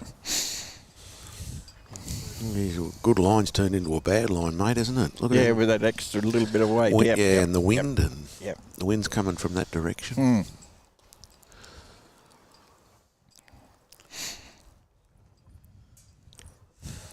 So Terry Lockwood on a good line down again. a good, yeah, he is, Max. He's going to not. Just a tad short. Yeah, but holding 1, maybe 2, Yep. possibly 2. I think that front one's a lot shorter than we think, mate. Oh no, there it is. There, it's yeah. A little bit of breeze, so it's blowing through the mics, ladies and gentlemen. Can't do much about that, but it's not too bad. So, viewers, while you're watching the broadcast, and the numbers have gone up a fair few times. What type of bowls do you use? What do you prefer? Grip, non-grip, Henselites, Aeros, Drakes, Taylors, Greenmasters. We've come a long way in the technology with bowls in this day and age, and I see the new one that's been released by Aero is more grip than running surface by the looks of it. But Speaking to someone up on the Gold Coast yesterday, I was just having a chat, and they were saying that they feel magnificent in their hands, and yeah, they're pretty impressed with them. So. Really? I love the Z Scoop. Well, that's what I've got, but they've got this new, what's it called, the Enhance or something like that. I'm not 100% sure, but smart looking thing. Ronnie Wilson's got a set of Evolve with a real wide scoop in it. Yeah. And those things, they just sit there, and once they hit that scoop, they won't fall over. Oh, right, yeah. And Maxie, speaking of that gentleman, Ronnie Wilson, I've known Ronnie a long time, and I was quite fortunate to play a lot of bowls with his late father, Neville. Yep. Neville and I played a lot together over the years, and an absolute great man and one hell of a player. He's a guy that probably should have played at a higher level representative-wise than he actually got to play. But he could do anything on a bowling green, Neville Wilson, just a brilliant player and a better man. Ronnie Wilson's not in a good state at the moment. Really? His back's gone on him. Yep. Oh, his back's... What, his bowl-wise? No, he's going to therapy twice a week. Oh, okay, so he can't get out and have a roll. He's still got his motorbike? Yes. He has? Yes. Yeah. And he's telling us he bought one of the inverter things that turns you upside down. You strap yourself in like to Batman. stretch your spine. Yeah, I know the thing, And he used the thing once, and once he was upside down, he threw up, and he said, "That's it, no more." I was hoping you were going to say he didn't get stuck there and had to be like that for 48 hours until someone knocked on his door. Yeah. Good bowl by Slash. Well done. Yep. That's definitely one to Team Unsted now. Yeah, Ronnie's a good fellow. He's been around his bowls for a long time. Played one grade. Been at Beresfield for a long time. Even though he lives in Raymond Terrace. Well, I don't know if he still does, but he did. Played many a game with him here, Yeah, good fella, Ronnie. Good fella. And then there's Paul, of course, which is over at Stockton. Paul Wilson, Stockton, Paul Wilson, yep. correct. So he's Neville's brother, and then Ronnie's Neville's son. But yeah, Neville Wilson was a great man. Anyway, Slash Solomon's on the mat, holding one, playing his forehand, chance to beat his Jack Eye bowl and make it two. Is he here? No. I think he might be a little bit short, Mac. Yeah, yep. Oh, is he? He's only got 2 or 3 bowls out, but holding one. Crucial time of the game. 13 ends gone 12-9. Is those 2 short bowls on the other side there, the orange one and the blue one, they're really in the way for that hand, aren't they, to get to the jack? They are. So Ian Hudson has got first bowl. Ladies and gentlemen, if you just joined us, they were down 12-2. The giant killers of the club championship have beaten all the gun sides, all the stars. The team led by Ian Hudson, skipped by Ian Hudson, and was down 12-2 in this game. Maybe we thought that his run had come to an end, but he's clawed it back to 12-9. Now he's a chance here. He's only one down. He's playing his backhand. Down he comes. I just don't know his weight. Don't think he's here. No. I think he's here, but he's cut off. His line wasn't bad. Oh. Yeah, probably just going to be a bowl or two short, but his line was pretty good. Okay, so Brad Unsted. Backhand. Brad your greenkeeper here, Max, correct? Brad's your greenkeeper here, Beresfield Bowling Club? He is, yep. Brilliant greenkeeper. Yes. He used to be a guitar many years ago, if I remember rightly. Now, Brad Unsted looks like he's played a bomb here. Yep. Ian Hudson just looking for that extra bit of weight. I think he might have pulled his head off. He's got the weight, but he hasn't got the line. No backdoor skunks. No Dick Keldy's. Nope. So 2 to Brad Unsted. Slash indicates.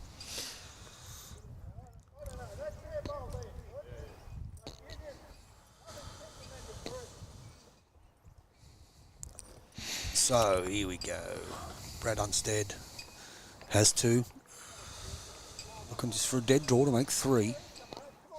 Slash seems happy. I think he might have. No, it's not here. Yes. Not here. So Ian Hudson, he's had 2 goes at it. what I mean is not playing weight, but 2 goes at retrieving the shot. He won't be short this time. No, and he's got better, No. he's better line too. And This is looking he promising. looks interested. He looks interested. Not quite. Just hit it too thick, that bowl. Yep. He did. That little feather off that Yeah, dragged yep, him onto the jack yep. for shot, Max. Yep. Yeah, so the free hit, as we say, Monty, the free hit for Brad Unsted.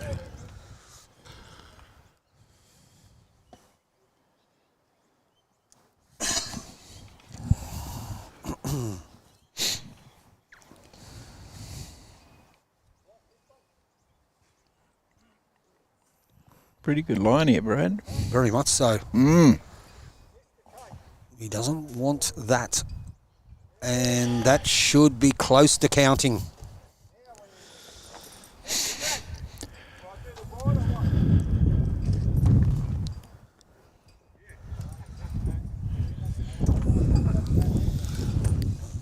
Three.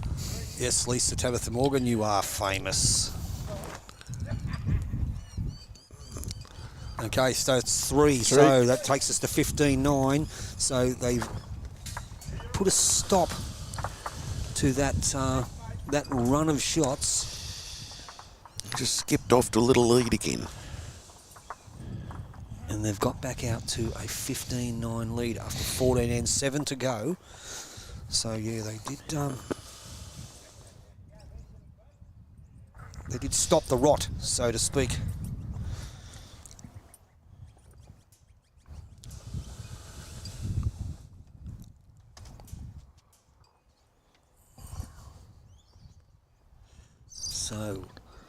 So we've got a bit of a shorter end here, a bit of a tactic from Team Unsted, have we? Let's get that camera right for the viewers to have a look at. Yeah, he did pull Slash aside, and I thought they must have decided to do something different. A tactic. They're like a tic-tac backwards. Yeah, something like that. Yeah. And let's see who jumps on it first. Now, it looks like Terry Lockwood hasn't played a bad bowl here. Yeah. It's probably the shortest end we've played in the game. So not a bad start, Terry. See if Mark Fisher, Sharky or Buster can make up for his first one.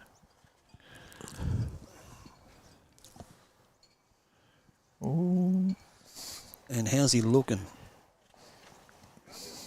Dropped too much off He it. did. Mine was pretty good. Just dropped it away.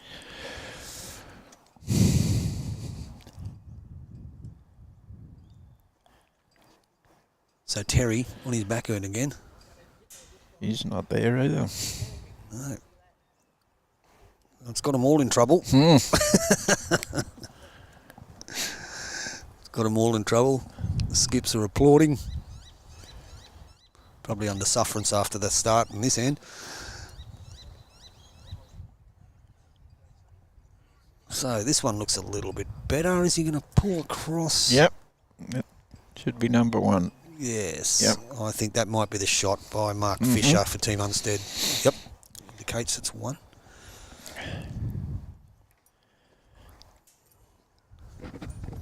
Good line, Terry.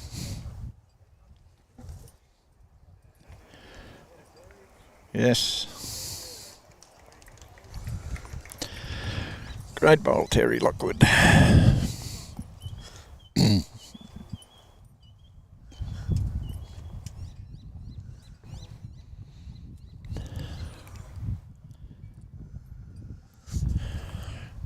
So Terry Lockwood has the shot.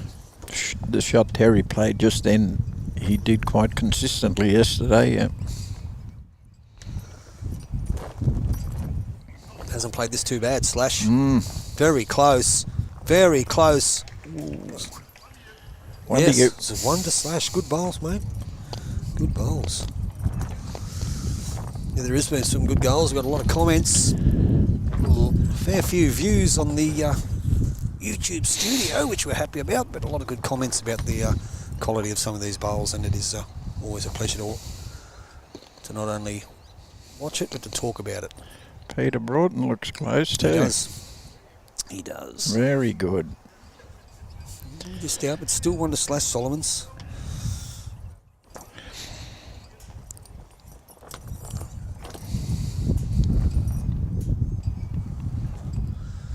So they are holding one, 15-9. Stop that run from Team Hudson. Did Brad Unsted's side. So Slash Solomon switched over to his forehand. Hasn't played this too bad. That's a great bowl. That's Great turned bowl, it into yep. two fantastic bowls. Slash Solomons. That's because he's a Bulldog supporter, ladies and gentlemen. Gives me the fist pump. Shows me the tat. Does it get any better than that? Anyway, Peter Broughton finds himself 2 down on the forehand. Not a bad line, but he's not going to get there. Yeah, just a tad. His weight's not too bad. Probably just a tad wide. We do apologise for the wind. It's got a bit gusty, ladies and gentlemen. Probably right where we are, Max, blowing through those microphones. Yep. But it's a glorious day.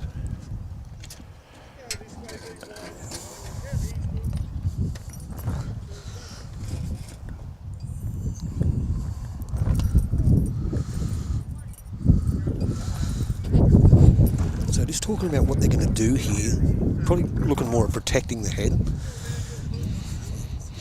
It's a good setup they've got. They've got 2. They probably don't need to add to it. Like Brad's saying on the backhand, that orange could run through the target, so he's putting his foot there to cover it where he thinks the jack might end up if Team Hudson do attack the head. So Slash Solomon's on his backhand. He's gone. Not too bad. He's just going to be a tad shy, I think. But not bad. Not bad.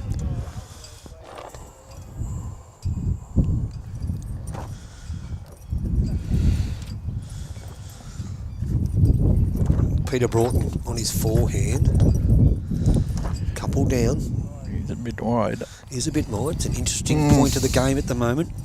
After making that comeback 15-9 down on 14 and currently 2 down on the 15th end. So it's like a bit of a think tank going on there. A few people here watching, enjoying the bowls. Beautiful day, Beresfield Bowling Club, Newcastle, New South Wales, Australia viewers. All your people overseas, and I know we've got a few watching. We've got them watching from the United States. We've got them watching from South Africa. We've got them watching from Bali. We've got them watching from Germany. So we're very multicultural here in the bowls game, Maxi. And where did you come from? Austria. Yeah. And we even got Maxi from Austria. Austria. But aren't we from Australia? One of So Brad Unsted holding 2. Now he's going to try and play the shot where I think he indicated he wanted Slash to be. And I'll tell you what, he's played a smoker here. Yeah, absolutely. So has that changed anything? Has he turned it into 3? I think it's... I'm not quite sure. All we know is Ian has to attack it. He's going to go close. Oh, he's got a result, and I think he's turned his own bowl out of the head. 1 down. So he's holding down. 1. Wow. So he must be 1 down with the Terry Lockwood bowl. He's pointing at the green one, the blue or green one at the other side there. Talking about people watching from Germany, that wouldn't be Grand Voice. He's Yes, over there at the moment. He's the one. Yep. He's the one watching He's it from on Germany. the river cruise, Amsterdam to Budapest. Oh, wow. Yep. What a Nice. life. Amsterdam to He's Budapest. over there for 10 weeks in Europe, yeah. I'd love to do that. I love cruises in the ocean, but the river cruise is just something a little bit different, smoother. We did that, yeah. Yeah, It's beautiful. wow. Yep. I did a cruise as an 18-year-old up the Nile in Egypt. Yeah. Run amok. Understand why. Woo, what a trip. Yeah. Yeah, that was an eye-opener, but yeah, it was I bet it was. Yeah. Can you remember that far back? Oh, yeah. Can you remember what you did on a cruise? Oh, well, that one was probably the first one. Been on a couple I since. went with 3 mates when I was 18 on a cruise. Yeah, P&O. P&O? Yeah, Pacific Princess, I think it was. Or, Yeah, I did the Egypt trip when I was 18 years of age. Well, now that's what's happened. That's one. Wow, he took his own bowl out. Took his shot bowl out.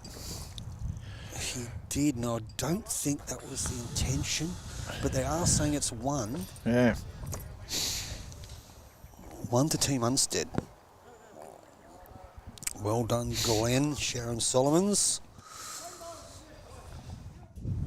Happy with the shot he played, obviously.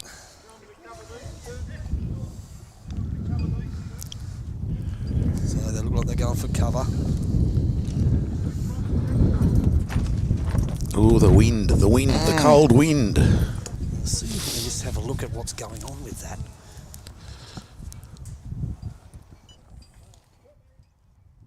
Can't really tell. But they are. Can you zoom in on that one, mate? Yeah. Maybe. So he's pointing to where the jack is. He's trying to figure out where they're going to go. Anyway, Brad's going to play his bowl, so let's have a look. Oh, there it is there. There it is there, right in front of his own bowl.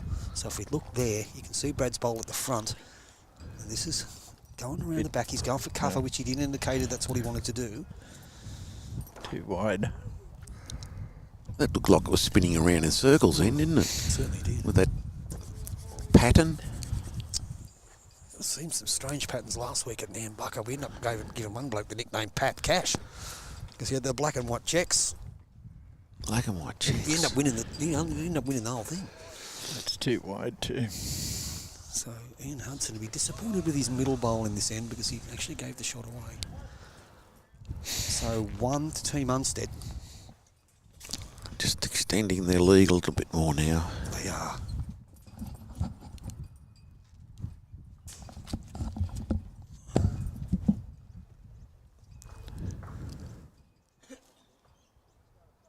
So it should be 16-9 on 15. Oh, we've got 14-9. What's going on there?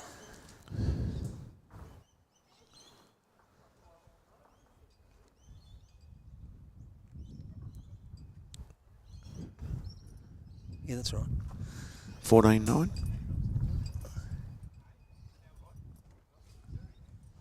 That's 16-9 on the master board. Yeah, well. What's happened here? Just change the screen around, mate. Let's have a look.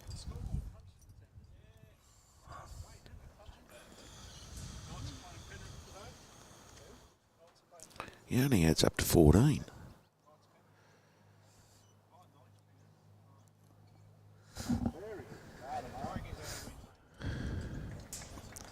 $16 or 15, so we've missed an end somewhere, but I don't know where.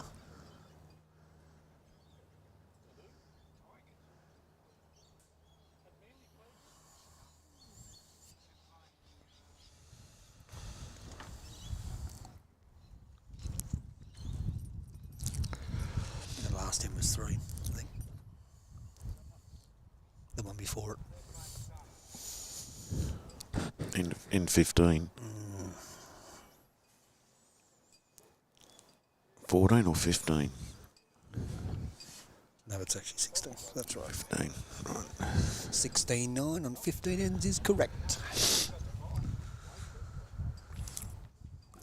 Zoom him in, mate.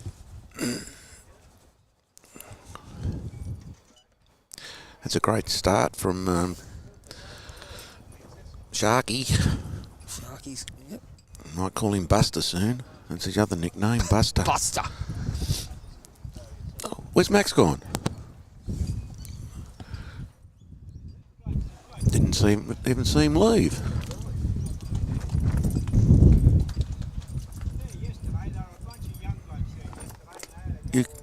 You're... That's better. Muted the wrong bloke. Oh, you changed. That's right. When Gov came, you changed headphones. We did. Yeah, so that's why I muted you. That's right, instead of the other one. Oh, there he is. He's over There he is. Must have gone off for a week. So 16-9. Okay, so who's the dark blue one? Yeah, there was a 3 on that end before. That's right, because Yeah. they broke away. They stopped the rot. 16-9. So it's 1 to Mark Fisher at the moment for Team Unsted. So the score is 16-9 after 15. We apologise about that. Uncle Happy is watching. Hoppy. Oh, Hoppy. Hoppy's watching. Hello, Hoppy. Leslie Hopley. Leslie Hoppy, thank you, mate. And the Leeds are playing well, Trevor Solomons, and a great calling, guys. I think we do a good job of the calling. I think we do. Even if you do say so yourself. Yeah, if I do say so myself, no flies on me, mate. No. Better than some. But with Boydie was Boydie, me and Hoppy after their trip to Gunnedah, I think it was, and yeah, he was a laugh a minute. Oh, great effort. So what's the go? So Hutto's indicated it's 1.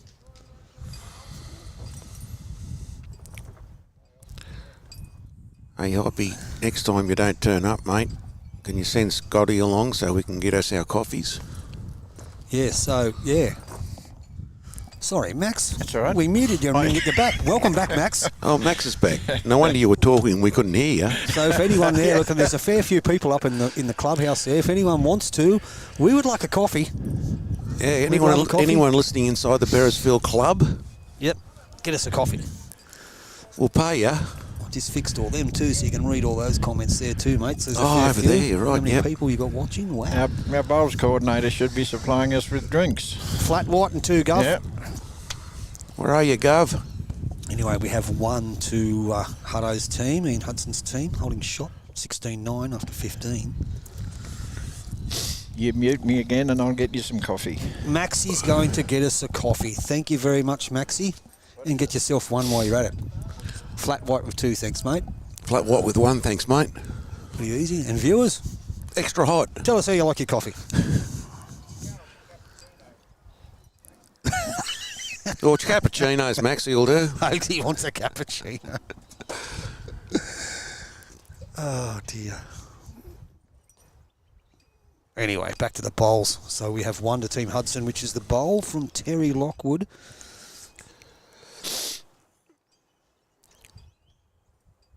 Maxie Diddleback is going to get us a coffee. They're pretty old ones, mate, because there's Boydie at the ice skating just there. Oh, you need to drag it up. Hold on. I'll do it. You got the mouse in your hand, mate. There it is. There we go. Is that up to date? Hi, guys. No, they're old ones. They're old ones. I have to go down. Get into the... Oh, no. So it must come up from the bottom. Must come up from the bottom. Sorry, folks. We're just We're talking just amongst ourselves here, trying to work out Happy's equipment. Yeah. We're doing pretty good, but we've got 1 million people texting us. So. That's great. I love people texting us. So do I. Except Happy. No, he's probably enjoying his ice skating or he's having a snooze. He'd be watching, mate. Don't you worry about that. Well, as he should. He has a vested interest. He has a vested interest, all right. Anyway, so we have 1 to Team Hudson here at the moment. So they are down 16-9 after 15 ends. So we're down towards the end of the road. Remember, it is a 21-end game. So they probably need to hold on to this end. And Hutto and his boys need to get this end. They do, mate. There's no doubt about that. They need to score this end. They are holding 1. If there's a chance that he can turn it into more than 1, well, that's a bonus. But if they can go into the last 5 ends just being 6 the difference, I dare say, still gives them a fighting chance. Well, it's not over till the fat lady sings, mate. As they say. Probably just a little bit loose with that one, but there wasn't really much that he could do. I don't think there's much, how's he going to turn that into more than 1? Trevor Solomon, you'll have to ring an Uber for that, mate, or one of those places. Flat white, extra hot with 2 sugars and full cream milk. we can't help you. You get your butt over here and we'll get you one. And that's a brilliant bowl. That's turned it into 3 to Brad Unsted. He's come down on the back end, sat the shot bowl out clean to make it 3. All of a sudden, Ian and Hudson is in a bit of trouble here, folks. He's coming down on his backhand. And I think he's just a little bit wide. A bit heavy. Needs to... Oh, dear, oh, dear. He has one to play. He has all the backwood. If he can get a piece of the shot bowl with a decent amount of weight, he can drag it. Can we tell Slash... Yep, I'll tell him. Lift your game. Give me a sec, Trev. So, Brad Unsted holding 3. And I believe Slash has indicated to go behind because if Ian Hudson attacks, the jack is loaded and will come straight down the back. And he has played it pretty well, Brad Unsted. Not a bad result. Okay, Ian Hudson. Now, he's got a tighter line this time. I think he's just... He doesn't want that. Oh, no, he might be okay, but he's still going to be 3 down. So, could that be? It is 3. It is 3. This could be... Making the job very difficult now. A crucial moment in the game. You're right, Monty. It's making it very, very hard for him now. They have come back before, but the multiples are very hard to come by, mate. There's been 1 4 and 1 3 and a 2.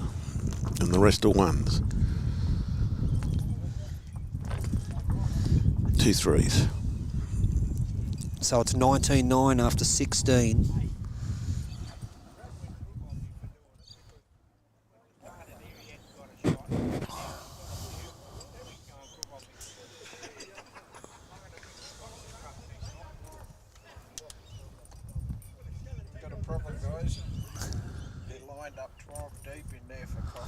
They're lined up 12 deep for coffee. They've come and told us that's because they want to come and watch the bowls action, Maxie. There's me car keys, mate. McDonald's is just up the road.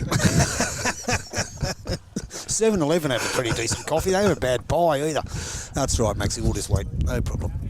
Yeah, that's right, mate. Yeah, look. We don't expect you to wait 12 deep. Oh, well, we've only got a couple of ends to go. I'll get it when we finish. I'll get it when we finish. We've only got a couple of ends to go. But thank you very much for going and getting us that coffee. Slash, have been told to give you a message. Can you lift your game, son? Of course it is. Yeah. Of course it is. It is your cuz. He even says he's your cuz. So we're at 19-9 after 16 ends. As we say, are we going the early crow? I think. Max, you think they're home? So the giant killers have been slayed. The giant killers have been slayed. Yep. Well, have they all? At the moment of being slayed. At the moment of being slayed. So it's up and down for shot at the moment. We know Team Unsted is got a lead now of 10. Still 5 ends to go. And Terry Lockwood has played a good bowl. He's having a go, there's no doubt about it.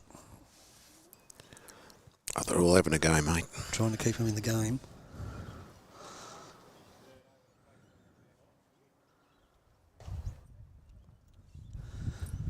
So, on the forehand, Sharky just sails past, so it's 1 to Team Hudson at the moment. So we're playing N17, still on the backhand. Looks like he's a little bit tight, but his weight's good enough, he'll slip in and count. Not 100% sure of that one, but definitely holding 1.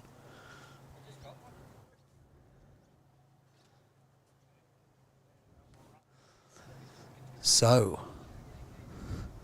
love you, cuz. Slash Solomon's on the backhand. 1 down. Probably just a little bit wide. But he's going to duck under. He's, give it a fair effort. Probably his second shot. Peter Broughton, Dynamic Oranges, the forehand holding 1. looking to make it a little bit more convincing, I think. Just a touch. What's he looking like, Monty? He's definitely 2. One in, one out, but... Yep. So he's called, Brad Unsted's called Slash to play the same shot on the backhand, just turn his own, even if it gets under his own.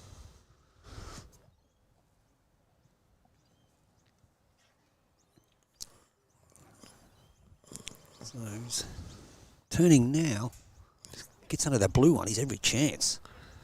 Just gets the right skunk onto his own, and still the one down, the orange bowl still has shot.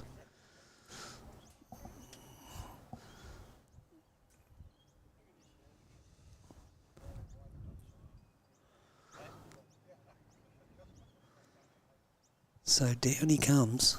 You can turn this into 2. Yeah, this is looking pretty good. Oh, it's just going to cut away. Wow, great effort. Great effort. So Brad's indicating.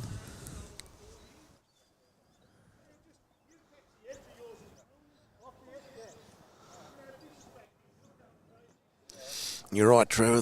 The score is not an indication of the bowls that have been presented here today. It's just been terrific, some terrific bowls. Absolutely. There's no doubt about that.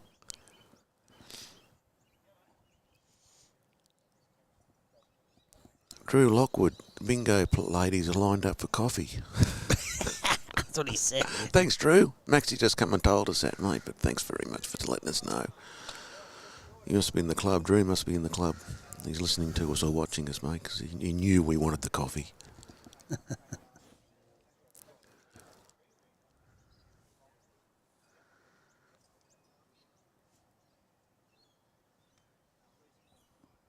Okay, so he's came down again on that forehand. He's probably just a bowl wide for that shot. What he was trying to do. That wind's dropped, mate, which is nice. It's just made it that little bit warmer.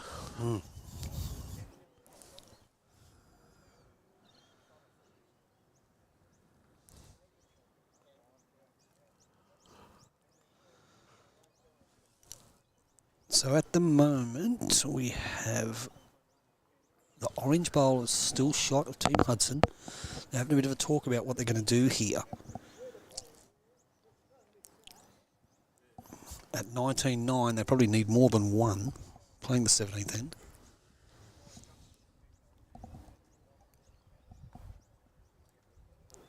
And Brad has first bowl, 1 down.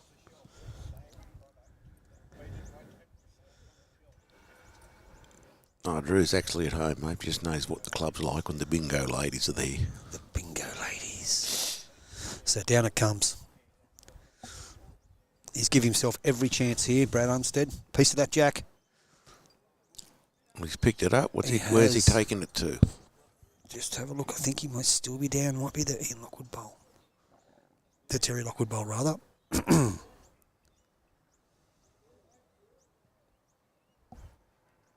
So possibly still 2. Could be 2 down. He's going to stay on his forehand. Down he comes.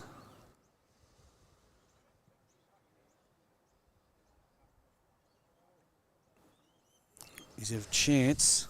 He gets under that. Oh, great. He's a chance. Oh, he's just slipped past. Fair effort. Fair. It's an interesting situation. They're definitely 2 down. Which ones do you reckon, mate? The orange one, is it? I think it's these 2 here. Yeah. And that one, this one here is... Could be third shot, but I'm not too sure. Is that the blue two-tone blue one? Yes, I think that belongs to Mark Fisher. So Brad Unsted's looks like he's going to line up. He's going to play some weight, which is probably the only thing he can do. And up he comes on the forehand. He's going to be under the front pack. He's in the area. Oh, hang on. Wow. So he's only 1 down. He's got a result out of that. Only 1 down.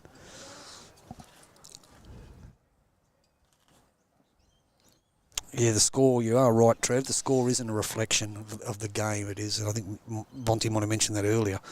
There's been some good bowls played. on a beautiful surface on an absolute glorious day. It's just got a little bit windier now. So they are having a look. Slash is having a look. He thinks it's 1.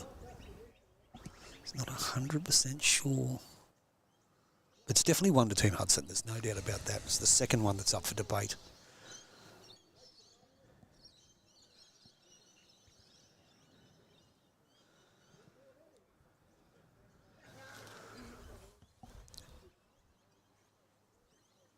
So, Brad Unsted's got the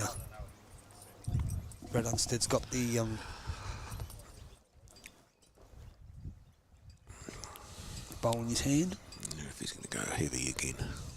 I probably won't. He'll probably just go on the forehand. Probably play a sexy bender down underneath the XTL of Ian Hudson. A bit wide, I think. I think he might have been a little bit wide. Oh, it's turning now. It's turning now. Oh, my God. Just his weight. Is he close? Doesn't want to lay that over. Ooh. Still 1 down. So Ian Hudson has won at 19.9. Needs to knock those orange ones up if he can. So he's gone the forehand. He's gone the forehand. Now, like you, Bonnie, I thought he would have gone the other way. Yeah. But maybe he's trying to sit Brad Unsted's back bowl, the second shot bowl. Unfortunately, it hasn't quite arrived. But he's going to get 1. So 9 and 10, or they're measuring. And they've pulled 1 out. Measuring for 2, I think, aren't they? Yeah, measuring for 2. Measuring for 2.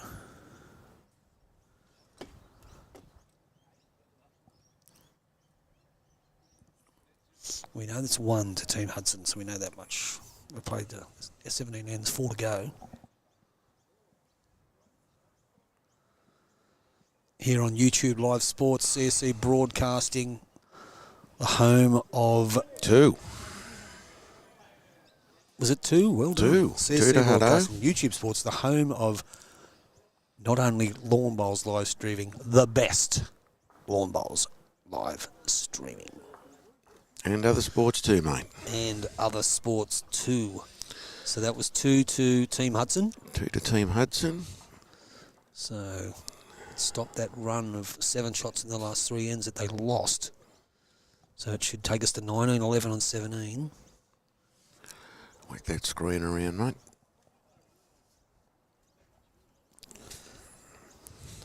You might have to adjust that. That's going to come a little bit out of screen.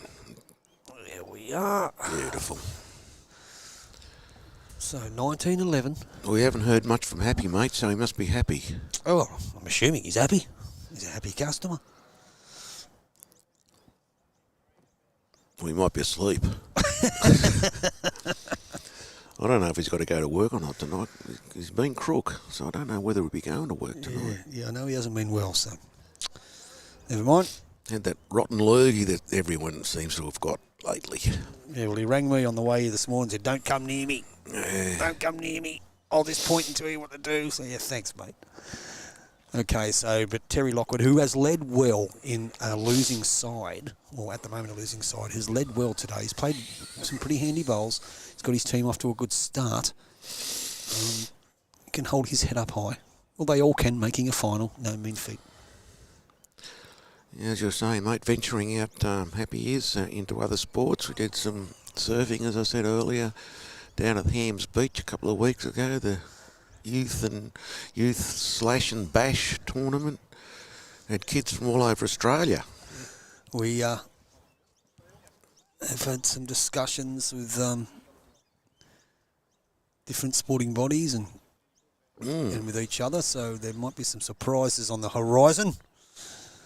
So one in particular that if it comes off, which we believe it will, we're all very excited about it. Very, very excited about it. So, yeah, just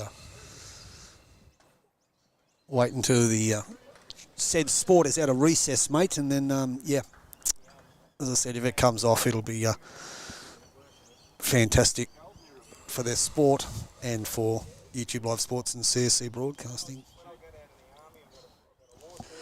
Anyway, so good shot there by old Sharky, who has won for Team Unsted. 2 leads have played very well. 2 leads have played very, very well. 19-11 after 17, 4 to go. Can Team Hudson make a bit of a late charge? They made one earlier in the piece where they scored 7 shots in 4 ends to get within 3. And then Brad Unsted played it. He was actually down when he played the shot to stop that run and get a 3 back himself. And Buster Fisher's just got 2 shots. Buster Fisher, good play. Good playing. Sharky. Now, one of the other players who's been a bit of an unsung hero, played very well. Unlucky, good shot, has been Peter Broughton with the... Peter has bowled well, hasn't he? He has played pretty well, yeah, with the old sun-coloured dynamics. I would have called it Orange Kiss myself. Okay, Slash Solomon's got their nose in front. No one's left. Still a fair few people watching the match. And Slash Solomon sits the orange through. That's a great bowl. He's turned that into 3. Great bowl, Slash. Gav Kelly's back watching. Gav played a lot of his bowls here too, I believe.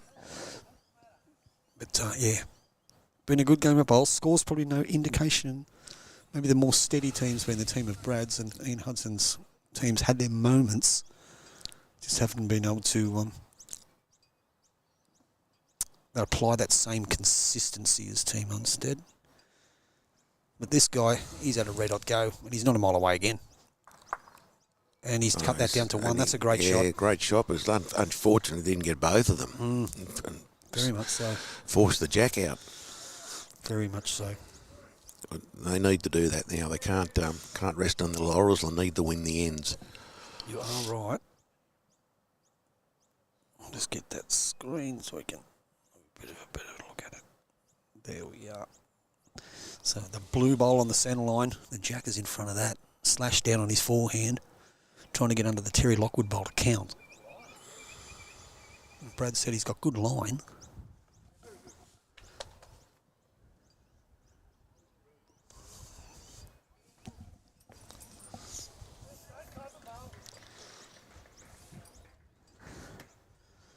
So it's close to 2.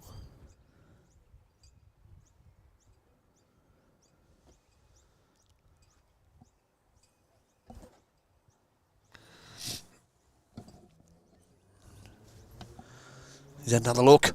Ooh. It's still working. It's fine. I wonder if is it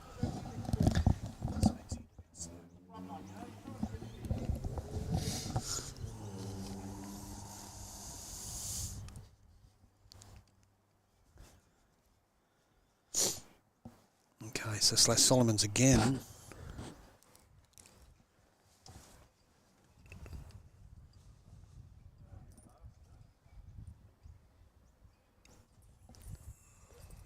He's turned that over, but there's no change. I still think it's 2.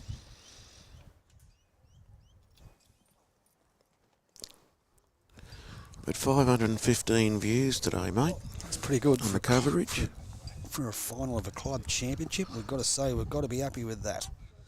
Well, yeah, that's right. I mean, a lot of people wouldn't be interested in any particular club's game. They get onto the big district games and everything, but 515 to 16 now, very good. It is good.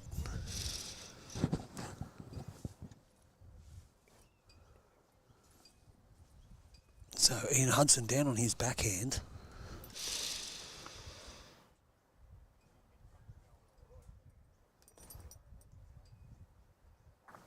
And he's just missed that one. He was looking probably to turn the green bowl onto the jack. Got a lot of catches on this side of the green, on the left-hand side. So Brad Unsted on his forehand will be looking to drive one of the final nails in the coffin, I do believe.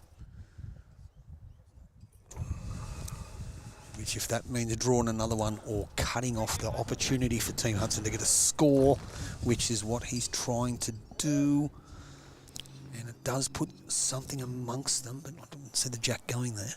Ian Hudson on his backhand. That brown ball, last bowl from Ian Hudson, looks like it might be out of bounds, mate. Yeah, it's hanging over the line, but...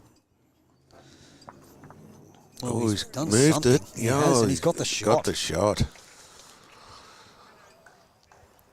Now.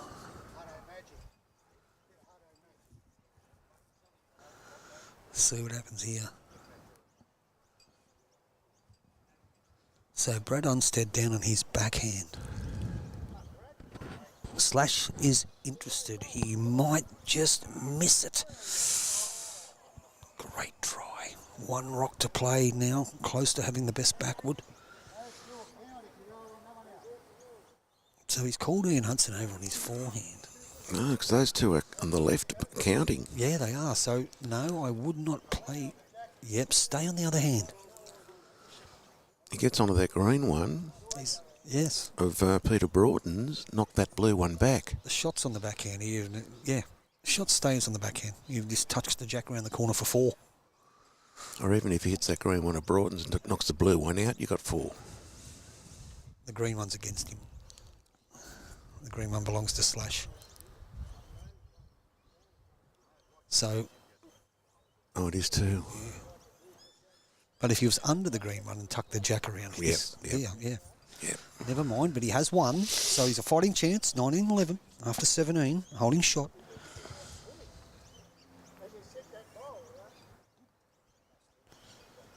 See where they're at.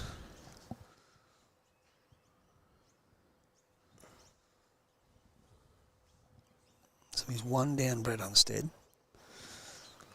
Probably doesn't need to do anything silly. 1's not going to hurt probably at this stage of the game. He's going to play his backhand. Probably just a little chop and lie.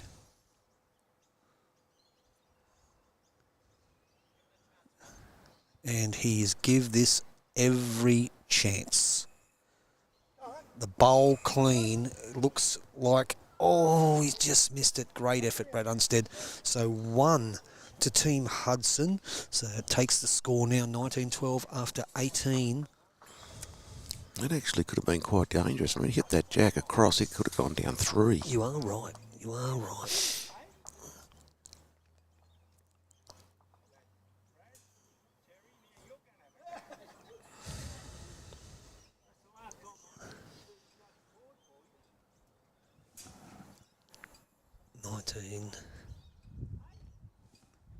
Should be. What have they got on the scoreboard there? 19-12. It's after 18. We've played 19. They haven't updated the scoreboard. No, that's right. Guess they had a dead end.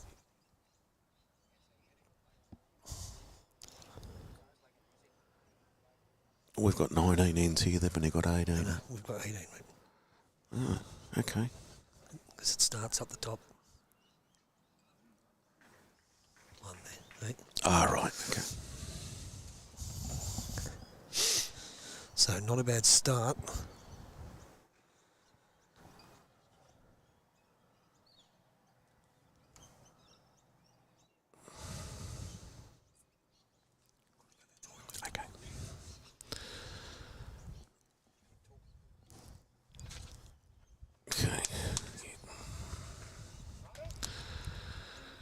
Okay, turn that around.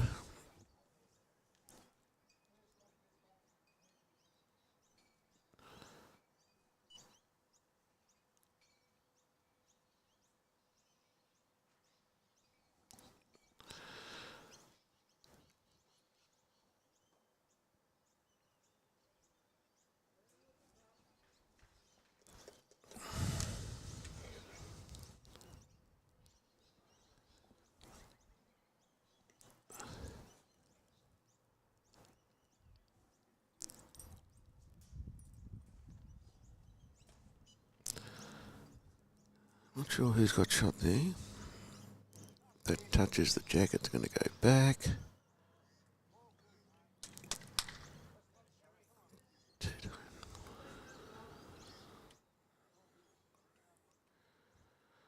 It looks like Terry Lockwood's got the shot there. It was knocked back by Mark Fisher. Let's see if I can camera one. Oops, very sensitive. Little toggle here. That's better. So yeah, Terry Lockwood's got the shot here. This one looks like it's on a fairly good line. Or is it going to cut? No, it's going to cut.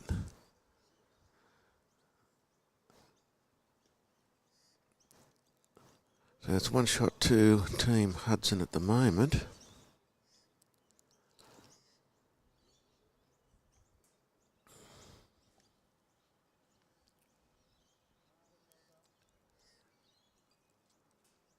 You're right, Trevor Solomons. These 6 men should be very proud of the way they played today. It's been an absolutely marvellous game of bowls.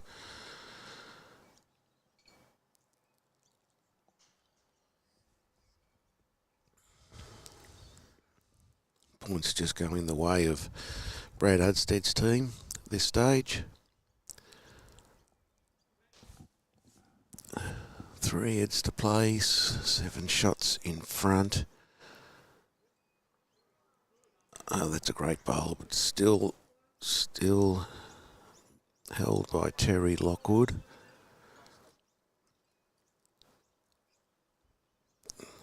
How's this looking? This isn't looking too bad.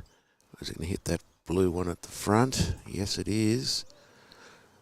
Or is it the green one? It might be the green one of Terry Lockwood's that he's just knocked up. So there could be two holding 2 here. Team Hudson. Brad's just instructed Slash to come in on the backhand.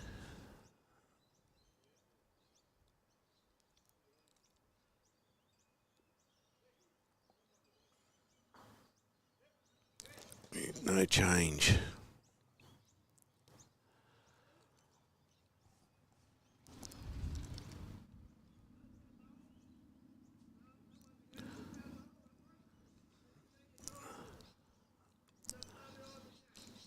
Nono wants him to come around on the forehand here and sit around the back next to the blue one of Mark Fisher's.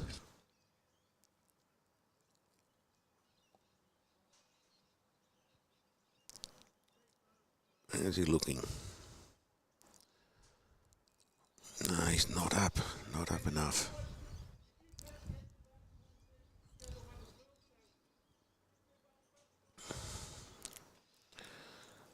What's Brad Unsted asking to try and get onto the front blue shot bowl, and which then ricochet off onto the other one, get both of them out and pick up a couple of shots. It is going to be wide.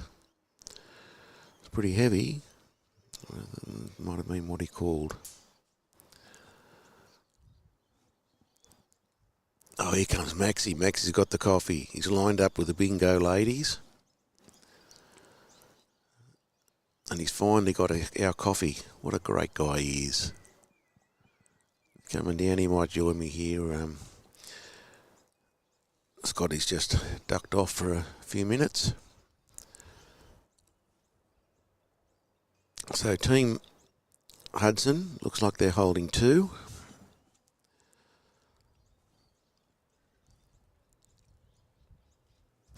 Hutto's bowl.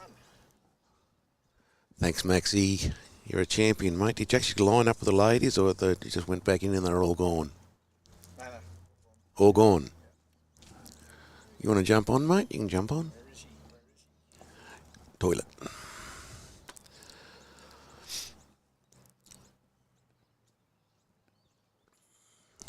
So no change. Team Hudson looks like they're still holding 2.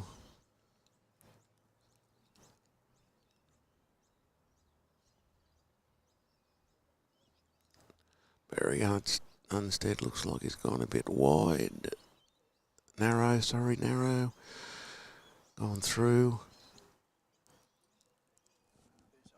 I think it's Terry Lockwood's got 2 in there, mate. Yeah, it's a bit hard on the screen to tell the colours. The blues and greens look the same. Oh, what's happened here? He's dropped it out of his bowling arm. He's a dead bowl. Geez, you didn't need that at this stage of the game. Scotty's back.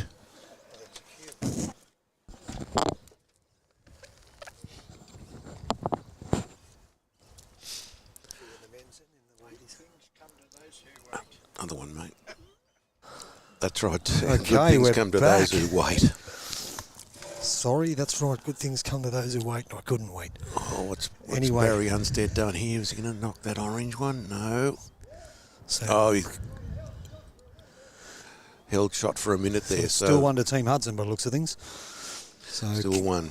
got some viewers back again. Kayleen Lumsden is watching. Kayleen, welcome. Dave Curry's continuing to watch. Ben Rousell is watching. And as we just update you, 19-12 after 18 ends in the Beresfield Club Triples Grand Final. Maxi Dettelbacker's returned with a coffee for us. He said the queue was a mile long, and I can vouch for that because it was like that at the toilet. Anyway, What, the queue was a mile long getting into the relieved. toilet? It was. I had to Really? go and- The men's? I had to go and use the ladies' bathers. It's normally the ladies that are queued up. No, there was well, there was a man in there and there was a lady in there. She said, "Use this one, love. It'll get in quicker." They're the outside toilets I'm talking about, anyway. Oh, Relieved myself. Brad Unsted on his a backhand. bit worried then, mate. Nothing to worry about. Just couldn't hold on any longer. Anyway, Ushka. Ushka, oh, there you go. So I may have the shot. Slashes indicated 2. So that now takes it to 21-12 after 19. 21-12, make it hard now. It certainly does, mate. I think we may only see one more end, mate, by the looks of it. We may do. We may do. Let's have a look. That didn't update. Didn't update, just change it over first.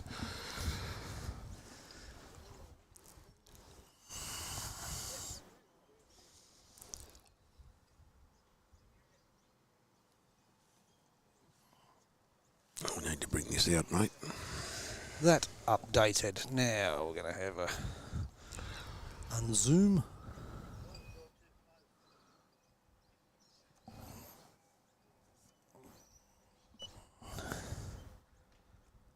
Wrong way, Tony. So give our viewers a better look. Oh, Let's don't wanna look at the sky. I think we need to get happy to do something about this little controller, mate. It's very... It is. Now what we might have to do is see if that's hitting the bucket again. You want to go and have a look at that, mate? You put the bucket's off it. The top bucket's off. It's not going down? No, it's not going down.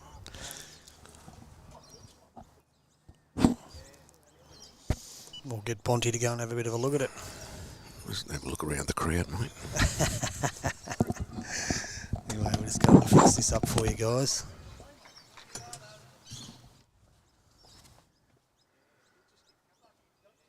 We'll just switch it over to have a look at it on the camera. Whatever we can see here.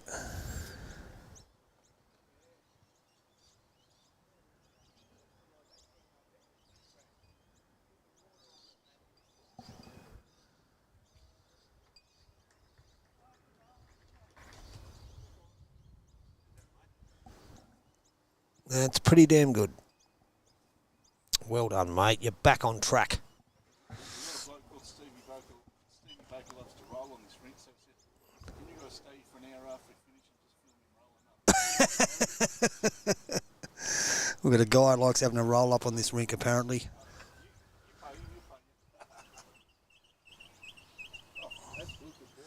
So we've just fixed that camera. All the little nuances, we're all over them.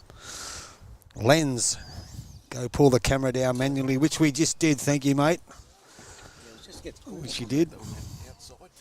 And then Lens, so it's all fixed. Yeah, this gets stuck.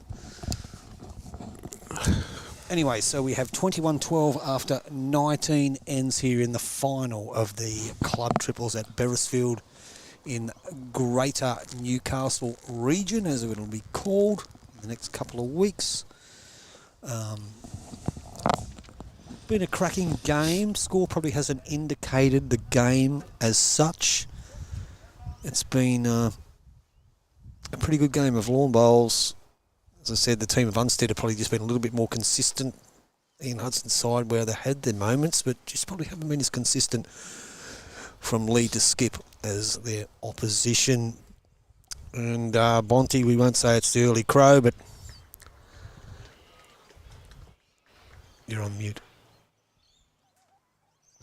I'm on mute. You are. So we've got 1-2 Team Hudson at the moment with the orange bowl, which belongs to Peter Broughton, who has played good. Played very, very well in a losing side. So Slash Solomons and the city's own one out. Slash has played pretty well too, mate. He hasn't played too bad. He started off a bit slow. He did, but and he's put some very important bowls in to get the important shots. But I think if we had to give the 3, 2 and 1, which Happy and I were doing last week at Nambucca. Yep.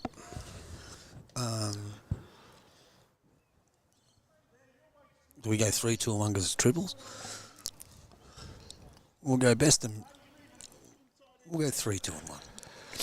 My 1 point would go to Peter Broughton with the orange bowls on Ian Hudson's side. I thought he's played pretty good. Yep. My 2 points would probably go to Mark Fisher, and my 3 points would go to the skipper, Brad Unsted, who's played some big shots. Yes. I'd pretty well agree with that, mate. And we'll give credit to the opposition lead as well in Terry Lockwood, who has played pretty well as well. Played a decent game of bowls. Zoom that in a little bit so we can have a bit of a better look at it. So, down on his forehand again, Peter Broughton. Played very, very well. Now he's made possibly 2, maybe 3 out of it. I think it's maybe a little bit too late, but it'll force definitely playing another end. The green and gold bowl, wouldn't that be Green and gold. possibly? I reckon Team Hudson's probably got 3. Green and gold one's at the back with the orange leaning up against it. Terry Lockwood bowls at the front. Brad Unsted's attacking. Well, he's only got 1 now. Took 2 out. He took 2 out. So there's a 9-shot difference. That's if the orange one is shot. Yeah. Well, he's indicated it's shot. Is he? Good on, okay.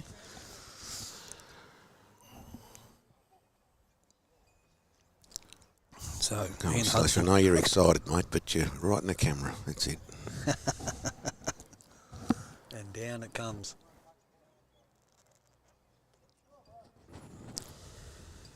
So he has a chance to play his forehand here. Brad Unsted trails to jack for 2. Even moves it across the line. He can make 3. Just gets it away from that orange bowl, which is shot now. Can't really see it, mate. Does Slash. It? A little bit wide. Yep. Okay, he's jumping out of our way now. Thank you, Slash. Thanks, Slash. And that far back. Let's go a couple of feet forward. Look at us. No, you're right, mate. No worries. Thank you. So it's 1 to Team Hudson at the moment. 21-12, playing the 20th end. So what are they going to do? Grant Morley, congratulations to both teams. Congratulations, Team Sevo. And I hear that's Brad's nickname. I think he's more like Mark Tukey. But anyway. I reckon Junior Paulo. Junior Paulo. Thank you, Slash. No, you were good this time. So, Brad, in the area. Oh, that just took a bit of a And sideways he's turn. got the shot, bowl, and the jack, and still one down, which will force another end, I believe. But Ian Hudson has the free hit. And down he comes on his backhand, holding one.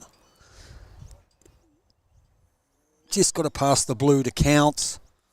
He's going to be short, I think. Going to be short, so it is one at 21-13. What do they do? Are they playing back? I believe they are, mate. Never say die, mate. Never say die. Never say die.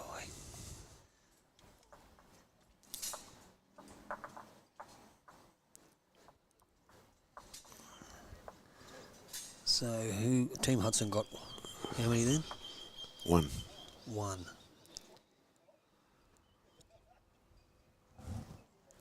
21-13 on 20.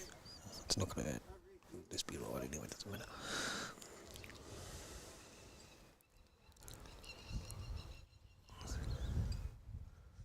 (21-13) on 20. So they are playing the last end. It's an 8-shot difference. They need 9 to win the game. A maximum result. Seen it happen before. Not very often. And then 8 to draw it. 8 to draw. Terry Lockwood will get us underway.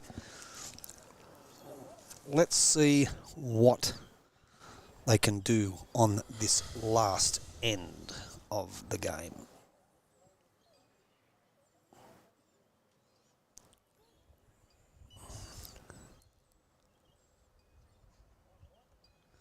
So Ian's standing right in front of the camera. That's all right. There we go. We've got a better view of it now. Jack's not far off the tee. Terry Lockwood's got us underway. Probably about 6 foot past it. Oh, Hutto, he's entitled to stand in front of the camera, He is. He's mate. a finalist. At a strong club like Beresfield, it's a credit to him to be able to make the final. Yeah. Yep. To make the final of the triples and any clubs, in majors and any clubs,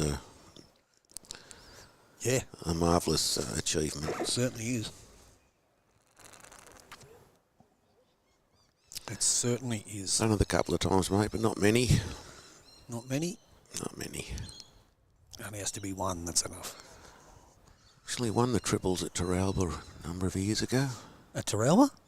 It's a pretty strong club now, isn't it? Back in those days, mate, yeah. Skipping, we won it. Yeah, it's a good feeling winning a club championship. Oh, yeah. So we've got Mark Fisher just sailing past. Both of these probably the loosest end they've played of the game, but knowing it's the last end of the match. I actually won the minor fours at Charlestown with my 3 boys. Is that right? With Back Jared? in Jared, Hayden and Lachlan. It was Hayden and Lachlan's first year, Jared's second year, and my 28th or something. And we put the team in, and yeah, mate, we won it was only the minors, but doesn't matter. I'm very lucky enough that the first club championship I ever won, except for a junior championship, was a club fours with my 2 eldest brothers, 2 of my eldest brothers, and another gentleman I played a lot of bowls with from Edelong Bowling Club called Lenny Chapman, who was a great player, great player. So yeah, we won that. It's a good feeling, isn't it? 2 years, especially with the family, and then I was lucky enough to win the major pairs at Edelong with my dad, which was pretty good too. And very, very fortunate, especially when you play with your family members. Oh, for sure. Anyway, back to the game. So we've got 1 to Team Hudson, where Terry Lockwood has played very well. He has led very, very well in a losing side. And definitely Peter Broughton has played pretty good in the losing side as well. Slash Solomons, who started off the game a bit slow, but has converted a fair few ends. Yeah, that's what I had to do, mate. Pull the camera down manually. It was just sort of jammed, just on the edge stuck there. on the bucket. I know. So your son says his back's still sore from carrying you. Oh my God, he's listening, is he? And Slash Solomons has played a great bowl. Well done. Good shot. He's At least I don't pay me way to get to the top grade at Raymond Terrace. Dear. Now it's all coming thick and fast. I still remember the first championship we won. We played against an elite player, a guy called Jeff Crisp. I think he played state bowls for Tasmania, or if he didn't, he was thereabouts. Had a fair side at Edelong, and I remember the bowl my brother played to win the match. Yep. And he was a pretty good player himself. So, yeah, never forget that memory. I still have that photo in a frame at home of the four of us, me, David, John and Lenny Chapman. Anyway, Slash has changed over, holding one. Has played some fair bowls in this game. Just a tad short.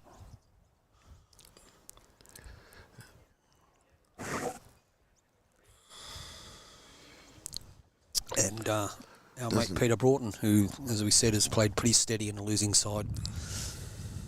He's give this one every chance too. I think he's got it. He certainly has. Great bowl. Played very, very well. But unfortunately, that orange one up there and that one orange one there, mate, they're not going to win the count. They need 8. Yes, correct. They need 8. They're just finishing off the game. They're doing the polite thing. They are. Doing the right thing. Slash lets it go. It's on its way down.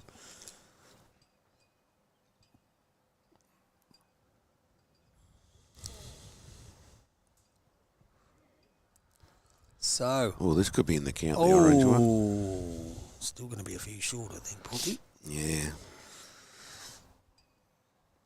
But while we're nearing the end of the match, so a few thank yous to Beresfield Bowling Club for giving us the opportunity to come and live stream the final of their 2023-2024 club triples. It's been an absolute pleasure sitting here with Ponty and our special guest Dave Govan and Max Dettelbacker, who've jumped on the mic and give us their insight into the game, the club, and their bowl stories. Good company, mate. It was good company. Always good company when you're around, my friend. And then we have, of course, Maxie for his officialdom, which he hasn't had to do anything. But he did get good coffees. He did. And so did Gov, and a nice can of Coke. The spectators, I hope you've had a good day watching the bowls in a beautiful, bright, sunny day. No clouds. The wind's died down again now. And, of course, to our illustrious leader, who's a little bit sick, the Boydster, or the Hapster, whatever he wants to go by. Thanks for letting us do this again, mate. Oh, look at this. Great shot, Brad. Great shot and shot. Shot, maybe. Second shot, possibly. And last but not least to the viewers, everyone who's jumped online on YouTube Live Sports and on Facebook, CSC Broadcasting, we thank you. Millions of comments. Can't mention them all, but thank you very much. Look forward to 554 views, mate. It's pretty good for a club triples final. So yeah, we look forward to those same people and share it around. Get some other people on board to watch. We know we've had them from all over the world watching today, which is really good. I hope you enjoyed the commentary. I hope you enjoyed the game. And it's not the early crow. We can say congratulations to the team of Mark Fisher, Glen Solomons, and Brad Sevo, they call him, Unsted, who are going to be victorious, taking out this final. And that's it. They shake hands. Congratulations to everyone. Congratulations to the team of Mark Fisher, Glen Solomons, Brad Unsted. Commiserations, but congratulations on making the final. The giant killers of the tournament, Terry Lockwood, Peter Broughton, and Ian Hudson. Thank you, Bonty, for being part of the broadcast. Thank you, Scotty. My absolute pleasure. Love doing it as always. Good to catch up with people like Hoagsy, Frank Leslie, all the people I know from the Bowls Fraternity, and everyone that's helped us out today. We thank you very much. And until next time, Mark Conway, great commentary, great to watch, well done. Thank you, mate. We really appreciate it. We really, really do, and we can only get better. So thanks to everyone. Enjoy the rest of your weekend. And as Happy would say, arrivederci. And Warren Towney, thanks, mate. Good streaming, lads. Enjoyed it. Royal Lockwood, well done, both sides. Great bowling back. There's some good comments there. Jared back still sore. Yeah, good on you. Particularly Jared. one about Jared's back being sore, yeah. Yeah. Anyway, thanks everybody. Thanks, Gov. Thanks for your Thanks, Gov. hospitality. Good Thanks on for the you, club. mate. We'll come inside for 5 minutes. I'll pack all this up. And thanks everyone. And we'll see you soon on YouTube Live Sports, CSC Broadcasting. Stay in touch. We've got some big, big things coming. Yeah, stay safe, everyone. Stay safe. See you later. Until next time, cheers for now. Bye, mate.